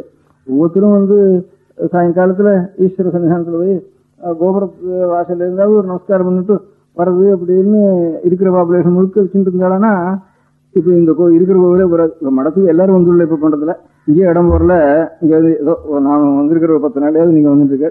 இந்த மாதிரி ஒவ்வொருத்தரும் ஒரு கோவிலுக்காவது நிச்சயம் சாயந்தரம் போறதுன்னு வச்சுட்டு இருந்தாங்கன்னா இந்த இருக்கிற கோவில் போறாது. இன்னொரு 10 மடங்கு கோவில் கட்டணும் இந்த மெட்ராஸ் சிட்டியிலேயே இருக்கிற ஜனங்களுக்கு. அதனால ஏன்டா கோவில் இவ்வளவு பைத்தியக்காரனா கட்டி வச்சிருக்காங்க, அதனால செவிக்கு ஒரு கோவில் நல்லா வச்சிருக்காங்கன்னா அத்தனை ஜனங்களும் போயிட்டு இருந்தா அந்த கோவிலுக்கு போகாம நம்ம வந்து சாப்பிடுறது நமக்கு நன்றி இல்லாத இதுன்னு எண்ணம் அவளுக்கு. அது வந்து அவ உள்ள நடக்கணும்னு உள்ள போகணும்னு கூட இல்லை. நம்ம அபசாரம் நம்ம கொஞ்சம் அசுத்தமா இருந்தோம்னா வெளியிலேயே இருந்து கோபுரத்துக்கு வெளியிலேருந்து தரிசனம் பண்ணுவோம். அது இதையாவது விமானத்தையாவது தரிசனம் பண்ணிடுவோம் அப்படிங்கிற நினைவோட அப்படி இருந்திருக்காவா. ஏன்னா உள்ள கூட போறதுக்கு இன்னும் நியமத்தோட போகணும். இந்த மலையாளத்துல போனா ஸ்நானம் பண்ணிட்டு போகணும், சட்டை ஒண்ணு போகக்கூடாது அப்படின்னு ஈர துணியோட போகணும் அப்படின்லாம் வச்சுட்டு இருக்கா. இன்னும் கொஞ்சம் நம்ம நாட்டு காட்டிலும் அதிகமாக வச்சுட்டு இருக்கா. அதனால அப்படி இல்லாத வெளியில இருந்தாவது தரிசனம் பண்ணிடுறதுன்னுட்டு அப்படி எல்லாரும் ஒரு தரிசனம் பண்றது. எல்லாரும் சப்தமாவது காதுல கேட்கணும். அங்க இருந்து அங்க மணி அடிச்சு தானே நமக்காவது சத்தம் கேட்கணும். அவ்வளவு கிட்டவாவது ஒரு கோவில் இருக்கணும் எல்லா இடத்துலயும் அப்படிங்கிற மாதிரி சப்தமாவது கேட்டுட்டு இருக்கணும். அதுக்கப்புறம் தான் நமக்கு நைவேத்தியம் ஆயிட்டுதுன்னா அப்புறம் தான் செய்யணும். எல்லா மருந்து காட்டிலும் ஈஸ்வனுடைய பக்தி, அதனால மனசுக்கு ஒரு சாந்தம், அதனால ஒரு நல்ல எண்ணங்கள், இதுதான் நமக்கு முக்கியமான மருந்து. எல்லாவற்றையும் காட்டணும். அந்த மருந்துக்கு கோவிலுங்கிற சிரமம் செய்யலாம். அதனால தர்மம் பண்ணணும்னு பரோபகாரம் பண்ணணும்னு சொன்னேனே, எல்லாவற்றுக்கும் உயர்ந்த பரோபகாரம் ஜனங்களுக்கு ஈஸ்வனுடைய நினைவு வருது, நினைவு மூட்டுறது. அதை காட்டிலும் பெரிய பரோபகாரம். எவ்வளவு நாம் அவளுக்கு பணம் கொடுத்தாலும், எவ்வளவு கல்வி கொடுத்தாலும், எவ்வளவு மருந்து கொடுத்தாலும், எல்லாத்தையும் காட்டிலும் ஈஸ்வனுடைய நினைவை நாம் ஊட்டுறது பெரிய பரோபகாரம். அதுக்காகத்தான் பெரியவர்கள்லாம் ஒரு கோவில் கட்டுறதுன்னு வச்சிருந்தார். அதெல்லாம் பழைய நாள் தர்மம், இப்போ புது நாள் தர்மம்னு படிக்கக்கூடாது. பழசு புதுசு நாளில் ஒன்றும் கிடையாது. உபயோகம் இருந்தானே என்றைக்கும் பழசும் புதுசு தான், புதுசும் பழசு தான். அங்கே உபயோகம் இல்லாமல் இருந்தானே புதுசும் பழசாக சொல்ல வேண்டியது தான். உபயோகம் இருந்தானே பழசையும் புதுசாக வச்சுக்க வேண்டியது தான். அதனால எந்தெந்த ஒரு தர்மங்கள் இந்த மாதிரி 5 தர்மங்கள் இருக்கு. ஆனால் நம்முடைய ஒரு குறைகளை, ஒரு ஆச்சாரங்களை சுத்தப்படுத்திண்டு செலவுகளை கொஞ்சம் குறைச்சிண்டு கொஞ்சமாவது ஒவ்வொரு குடும்பத்திலையும் கொஞ்சம் மிஞ்சி முடியா செய்து ஏதாவது ஒரு தர்மம் ஒவ்வொரு மனுஷாலும் ஒரு தர்மத்தை கொடுத்து எழுதி வச்சது வரணும். பணத்தை எழுதி வச்சு போறாது, நேரவே அவர் கட்டி என்னால பார்த்தணும். பணத்தை எழுதி வச்சுட்டா பட்டுக்கும், உயிர் எழுதி வச்சுட்டா பிரயோஜனம் இல்லை, நடக்கிறதோ நடக்காதோ தெரியல. நம்ம கையால பார்த்த ஒரு காரியத்தை பண்ணி அது பண்ண செய்ய வேண்டியதுங்கிறது ஒவ்வொரு மனுஷாலும். ஒரு சின்ன ஒரு மோர் விற்கிற ஒரு எருமாடு வச்சு மோர் விற்கிறா கூட அதுல கொஞ்சம் மிச்சம் பிடிச்சு அதுல இருந்து ஒரு தர்மங்களை செய்யலாம். அநேகங்கிற அப்படி செய்யிருக்கா. ரொம்ப ஏழைகள் நடத்தின தர்மம் தான் ரொம்ப சாஸ்வதமான காலமா இருந்திருக்கு. அது கொஞ்சம் சௌரியம் இல்லைதான் நான் இது மாதிரி சேர்த்துண்டு இந்த மாதிரி ஆலயங்கள், அதுல இருந்து மண்டபங்கள், அதுல இருந்து உற்சவங்கள், இவையெல்லாம் எப்பேற்பட்ட ஒரு சிரமங்களும் அவசியமான அஸ்திவார சிரமம். இது பாக்கி இருக்க முடியாத சத்தத்தாளர்கள் ஒவ்வொரு காலத்துல ஒவ்வொன்றும் சிரமமா ஏற்படலாம் பின்காலத்துல. அதையும் கொஞ்சம் அந்தந்த காலத்துக்காக செய்து கொள்ள வேண்டியதான், சேர்த்துக்கொள்ள வேண்டியதான். இப்படி நாம் எல்லாரும் பரோபகார சிந்தையோடு இருக்கணும். அதுவும் பரோபகாரத்துக்குள்ள பிறருக்கு நாம் செய்யற உபகாரம் என்னன்னாக்கா அநேக உபகாரம் என்னன்னா எல்லாவற்றையும் பெரிய உபகாரம் ஈஸ்வனுடைய தானே அவளுக்கு கொண்டு முடியா செய்யறதுன்ற அதுதான் பெரிய உபகாரம். ஆஸ்திக்கத்தை ஜனங்களுக்கு தினமும் விட்டுறது பெரிய உபகாரம். அதான் எல்லாவற்றுக்கும் அவளுக்கு மருந்து. அப்பேற்பட்ட சிரமங்களையும் நாம் கைவிடாமல் கடைப்பிடித்து நடத்த வேண்டியது. அந்த மாதிரி புத்தியும் நமக்கு வரணும்னா அப்பப்போ பிரார்த்திக்கணும். ஈஸ்வரனை பிரார்த்திச்சோம்னா அந்த புத்தியும் நமக்கு வரும். அதுலேருந்து தேசமும் ஒரு குறை இல்லாமல், அனாச்சாரமும் ஏற்படாமல், தேசத்துல வம்சங்களும் குறை விடாமல், அந்தந்த ஜாதிகளும் திருச்சியா சுத்தமா இருந்துட்டு அந்தந்த ஒரு ஜாதி முறை பிரகாரம் அழகாக நடந்துட்டு ஈஸ்வர அனுகிரகத்துக்கு பார்த்து நடந்துட்டு நம பார்வதி பதையே. பெரியவா சரணம். அடுத்த நிகழ்ச்சி நித்திய குரு பாதுகா பூஜை. शुक्लां भरदरं विष्णुं शशिवर्णं चतुर्भुजं प्रसन्नवदनं ध्यायेत् सर्वविघ्नोपशान्तये. ममोपात्त समस्त दुरितक्षयद्वारा श्री परमेश्वर प्रीत्यर्थं गुरुप्रसाद सिद्ध्यर्थं गुरुप्रीत्यर्थं गुरुपादपूजाम् अद्य करिष्ये. गुरुर्ब्रह्मा गुरुर्विष्णुर्गुरुर्देवो महेश्वरः गुरुः साक्षात् परब्रह्म तस्मै श्रीगुरवे नमः. अपारकरुणासिन्धुं ज्ञानदं शान्तरूपिणं श्रीचन्द्रशेखरगुरुं प्रणमामि मुदान्वहम्. सदाशिवसमारम्भां शङ्कराचार्यमध्यमाम् अस्मदाचार्यपर्यन्तां वन्दे गुरुपरम्पराम्. எல்லோரும் குருவை பெரிவாளை தியானம் பண்ணிண்டு அர்ச்சனை பண்ணுவோம். அஷ்டோத்திரம். பெரியவா அஷ்டோத்திரம் பல அஷ்டோத்திரங்கள் இருக்கு. அதுல எளிமையா சுலபமா எது இருக்கோ அதை நான் இப்ப சொல்றேன். எல்லோரும் இதை கேட்டுண்டே திருப்பி சொல்ல முடிஞ்சுபா சொல்லி சொல்லி பெரிவாளுக்கு பாதத்துல ஒவ்வொரு புஷ்பத்தை அர்ச்சனை பண்ணலாம். ஓம் ஸ்ரீ காஞ்சி காமகோட்டி பீடாதீஸ்வராய நமஹ. ஸ்ரீமத் சந்திரசேகரேந்திர சரஸ்வதி குருभ्यो நமஹ. சந்நியாசாஸ்ரமசிகராய நமஹ. காஷாய தண்டதாரிணே நமஹ. சர்வபீடாபஹாரிணே நமஹ. சுவாமிநாத குரவே நமஹ. கருணாசாகராய நமஹ. ஜகதாகர்ஷண சக்திமதே நமஹ. சர்வச்சராச்சர ஹிருதயஸ்தாய நமஹ. ஓம் பக்த பரிபாலக ஸ்ரேஷ்டாய நமஹ. தர்ம பரிபாலகாய நமஹ. ஸ்ரீ ஜெயேந்திர சரஸ்வத்யாச்சார்யாய நமஹ. ஸ்ரீ விஜயேந்திர சரஸ்வதி பூஜிதாய நமஹ. शिवशक्ति स्वरूपाय नमः. भक्ताभीष्ट प्रदायकाय नमः. ब्रह्मण्य पोषकाय नमः. ब्रह्म विष्णु शिवैक्य स्वरूपाय नमः. कांची क्षेत्रवासाय नमः. कैलाश शिखरवासाय नमः. ஸ்வதர்ம பரிபோஷகாய நமः சாதுர்வர்ண சம்ரக்ஷகாய நமः லோகரக்ஷண சங்கல்பாய நமः ஓம் பிரம்மனிஷ்டாபராய நமः சர்வ பாபஹராய நமः தர்மரக்ஷக சந்துஷ்டாய நமः பக்தார்ப்பிததன ஸ்வீகர்த்ரே நமः சர்வோபனிஷத் சாரஜ்ஞாய நமः சர்வசாஸ்திரகம்யாய நமः சர்வலோக பிதாமகாய நமः பக்தாபீஷ்டப்பிரதாயகாய நமः பிரம்மண்ய போஷகாய நமः நானாவித புஷ்பார்ச்சிதபதாய நமः ருத்ராக்ஷ கிரீடதாரிணே நமः பஸ்மோத்தூளித விக்கிரகாய நமः சர்வஜ்ஞாய நமः சர்வச்சராச்சர வியாபகாய நமः அநேக சிஷ்ய பரிபாலகாய நமः மனச்சாஞ்சல்ய நிவர்த்தகாய நமः அபயஹஸ்தாய நமः பயாபகாய நமः யஜ்ஞபுருஷாய நமः யஜ்ஞானுஷ்டான ருச்சிப்ரதாய நமः யஜ்ஞசம்பன்னாய நமः யஜ்ஞசகாயகாய நமः யஜ்ஞபலதாய நமः யஜ்ஞப்ரியாய நமः உபமானரஹிதாய நமः ஸ்படிக துளசி ருத்ராக்ஷ ஹாரதாரிணே நமः சாதுர்வர்ண சமதிருஷ்டயே நமः ருக்யஜிஸ்ஸாம அதர்வணாதி சதுர்வேத சம்ரக்ஷகாய நமः தக்ஷிணாமூர்த்தி ஸ்வரூபாய நமः ஜாக்ரத் ஸ்வப்ன சுஷுப்தி அவஸ்தாதீதாய நமः கோட்டி சூரியதுல்ய தேஜோமே ஷரீராய நமः சாதுசங்க சம்ரக்ஷகாய நமः அஸ்வகஜ கோபூஜா நிர்வர்த்தகாய நமः குருபாதுக பூஜாதுரந்தராய நமः கனகாபிஷிக்தாய நமः ஸ்வர்ண பில்வதள பூஜிதாய நமः சர்வஜீவ மோக்ஷதாய நமः மூகவாக்தான நிபுணாய நமः நேத்ர தீக்ஷாதானாய நமः द्वादशलिंग स्थापकाय नमः गानरसप्रियाय नमः ब्रह्मज्ञानोपदेशकाय नमः सकलकलासिद्धिताय नमः चातुर्वण्यपूजिताय नमः अनेकभाषा संभाषण कोविताय नमः अष्टसिद्धिप्रदायकाय नमः ओम श्री शारदामठ सुस्थिताय नमः नित्यान्नदान सुप्रीताय नमः प्रार्थना मात्र सुलभाय नमः पादयात्रा प्रियाय नमः नानाविध मतपंडिताय नमः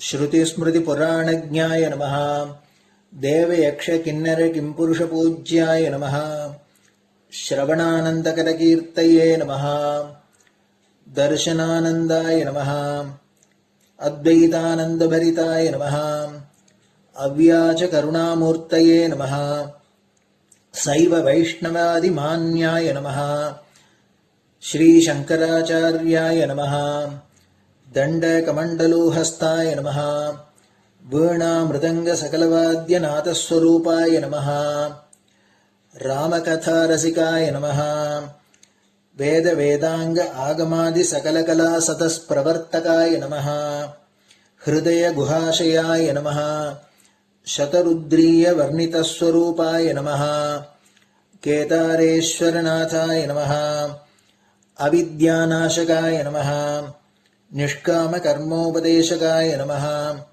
लघुभक्तिमार्गोपदेशकाय नमः लिंगस्वरूपाय नमः सालग्रामसूक्ष्मस्वरूपाय नमः कालड्यां शङ्करकीर्तिस्तम्भनिर्माणकर्त्रे नमः जितेन्द्रियाय नमः शरणागतवत्सलाय नमः श्रीशैलशिखरवासाय नमः डमरुकनादविनोदाय नमः वृषभारूढाय नमः दुर्मदनाशकाय नमः आभिचारिकदोषहर्त्रे नमः मिताहाराय नमः मृत्युविमोचकशक्त्याय नमः श्रीचक्रार्चनतत्पराय नमः दासानुग्रहकारकाय नमः अनुराधानक्षत्रजाताय नमः सर्वलोकख्यातशीलाय नमः। वेंकटेश्वर चरणपद्म षट्पदाय नमः। श्री महात्रिपुरसुंदरी समेत श्री चंद्रमौलीश्वर पूजा प्रियाय नमः। श्रीमच्चंद्रशेखरेन्द्र सरस्वती सद्गुरु परब्रह्मणे नमः। गुरुभ्यो नमः। परमगुरुभ्यो नमः। परमेष्टिगुरुभ्यो नमः। परात्परगुरुभ्यो नमः। गुरुपरम्पराभ्यां नमः। गुरुपादुकाभ्यां नमो नमः। அடுத்தது ஊதுபத்தி இருந்தா அதை காமிச்சு தூபம், நெய் தீபம் இருந்தா காமிச்சு அதை நெய் தீபம் தீபம் காமிச்சுட்டு நைவேத்தியம் வெத்தலைப்பாக்கு பழம் இதுலேருந்து ஆரம்பிச்சு அவளுக்கு எது சௌரியமோ அதுபடி நைவேத்தியம் பண்ணலாம். அதுக்கு அடுத்தது கற்பூர ஹாரத்தி பண்ணி எல்லோரும் பிரதட்சிண நமஸ்காரம் பண்ணி பெரியவாள்கிட்ட பிரார்த்தனை பண்ணிண்டு எல்லோரும் க்ஷேமமா இருக்கணும், லோகம் பரம மங்களமா சௌக்கியமா இருக்கணும், எல்லோரும் வியாதி வெக்க இல்லாத ஆயுராரோக்கிய ஐஸ்வர்யத்தோட சாந்தம் அமைதியோட ஞான வைராக்கியத்தோட எல்லோரும் நல்லவர்களாயிருந்து நன்மையை அடையணும்னு பிரார்த்தனை பண்ணி இந்த பூஜையை தினம் செய்யலாம். குரு பிரம்மா குருர் விஷ்ணுர் குருர் தேவோ மகேஸ்வரः குரு சாட்சாத் பரபிரம்ம தஸ்மை ஸ்ரீ குரவே நமः. அபார கருணா சிந்தும் ஞானதம் சாந்தரூபிணம் ஸ்ரீ சந்திரசேகர குரும் பிரணமாமி முதான்வகம். சதாசிவ சமாரம்பாம் சங்கராச்சாரிய மத்யமாம் அஸ்மதாச்சாரிய பர்யந்தாம் வந்தே குரு பரம்பராம். குரு பாத பூஜை நிறைவடைஞ்சது. பெரியவா சரணம். திருச்சிற்றம்பலம். நிலை பெறுமாறு எண்ணுதியேல் நெஞ்சே நீவா, நித்தலும் எம்பிரானுடைய கோயில் புக்கு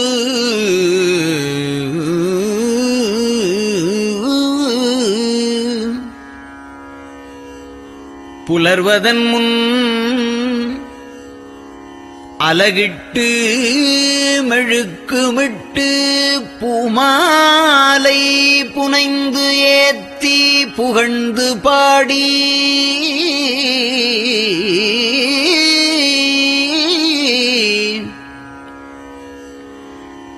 தலையாரக் கும்பிட்டு கூத்தும் ஆடி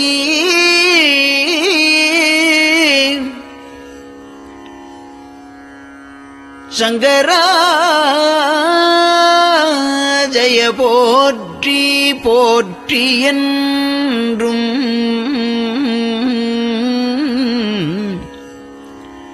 அலைபுனல் சேர் செஞ்சடையம் ஆதி என்றும் ஆரூரா என்றென்றே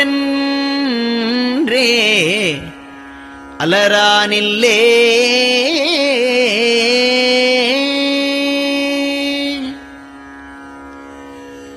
தந்தது உந்தன்னை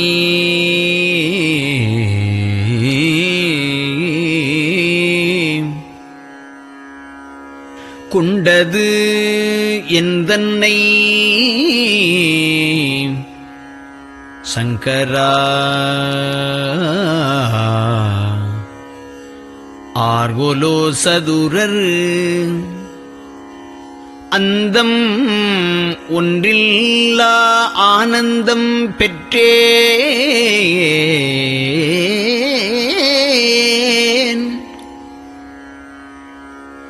யாது நீ பெற்றது ஒன்று என்பால்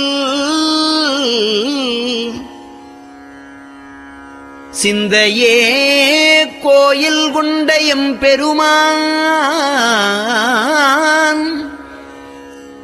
திருப்பெரும் துறையுரை சிவனே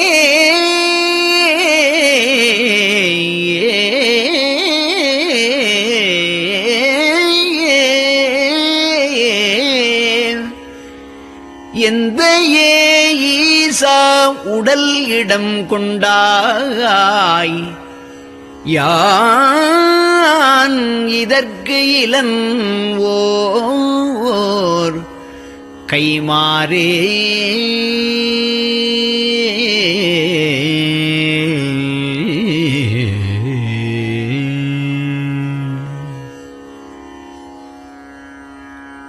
அன்னநடையார்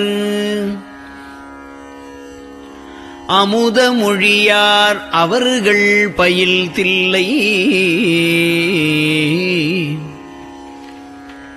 தென்னன் தமிழும் இசையும் கலந்த சிற்றம்பலம் தன்னுள்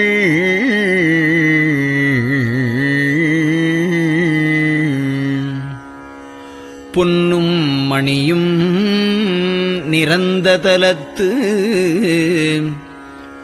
புலித்தோல் பியர்க்கிட்டு மின்னின் இடையாள் உமையாள்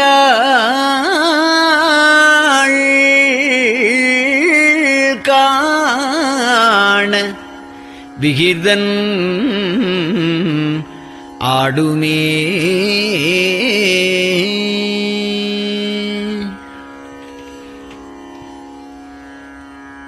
நெட்டையிலா உடல் நீத்து என்னை ஆண்ட நிகரிலா வண்ணங்களும்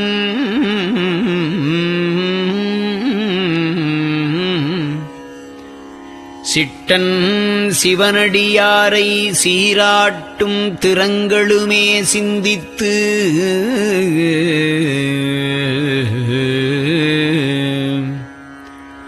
அட்டமூர்த்திக்கு என் அகம் நெகவூரும் அமிழ்தனுக்கு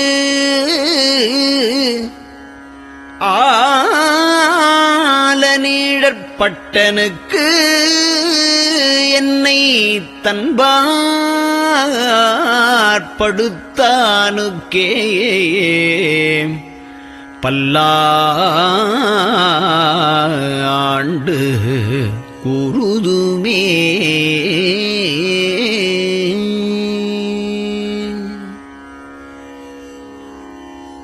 நெஞ்சம்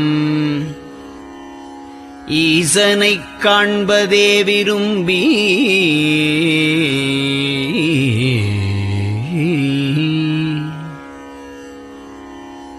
நிரந்தரம் திருவாக்கினில் நிகழ்வது அஞ்செழுத்துமே ஆக ஆளுடைய அம்மை செம்மலர் கைகுவித்து அருளி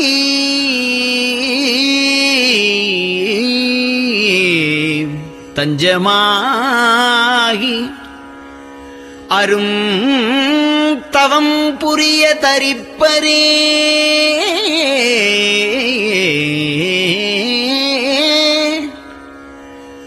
அவள் தனிப்பெரும் கணவர்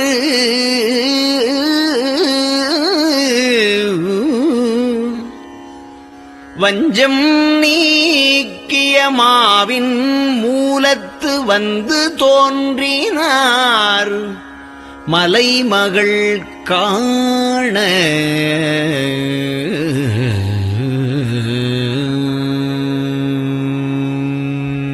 திருச்சிற்றம்பலம்.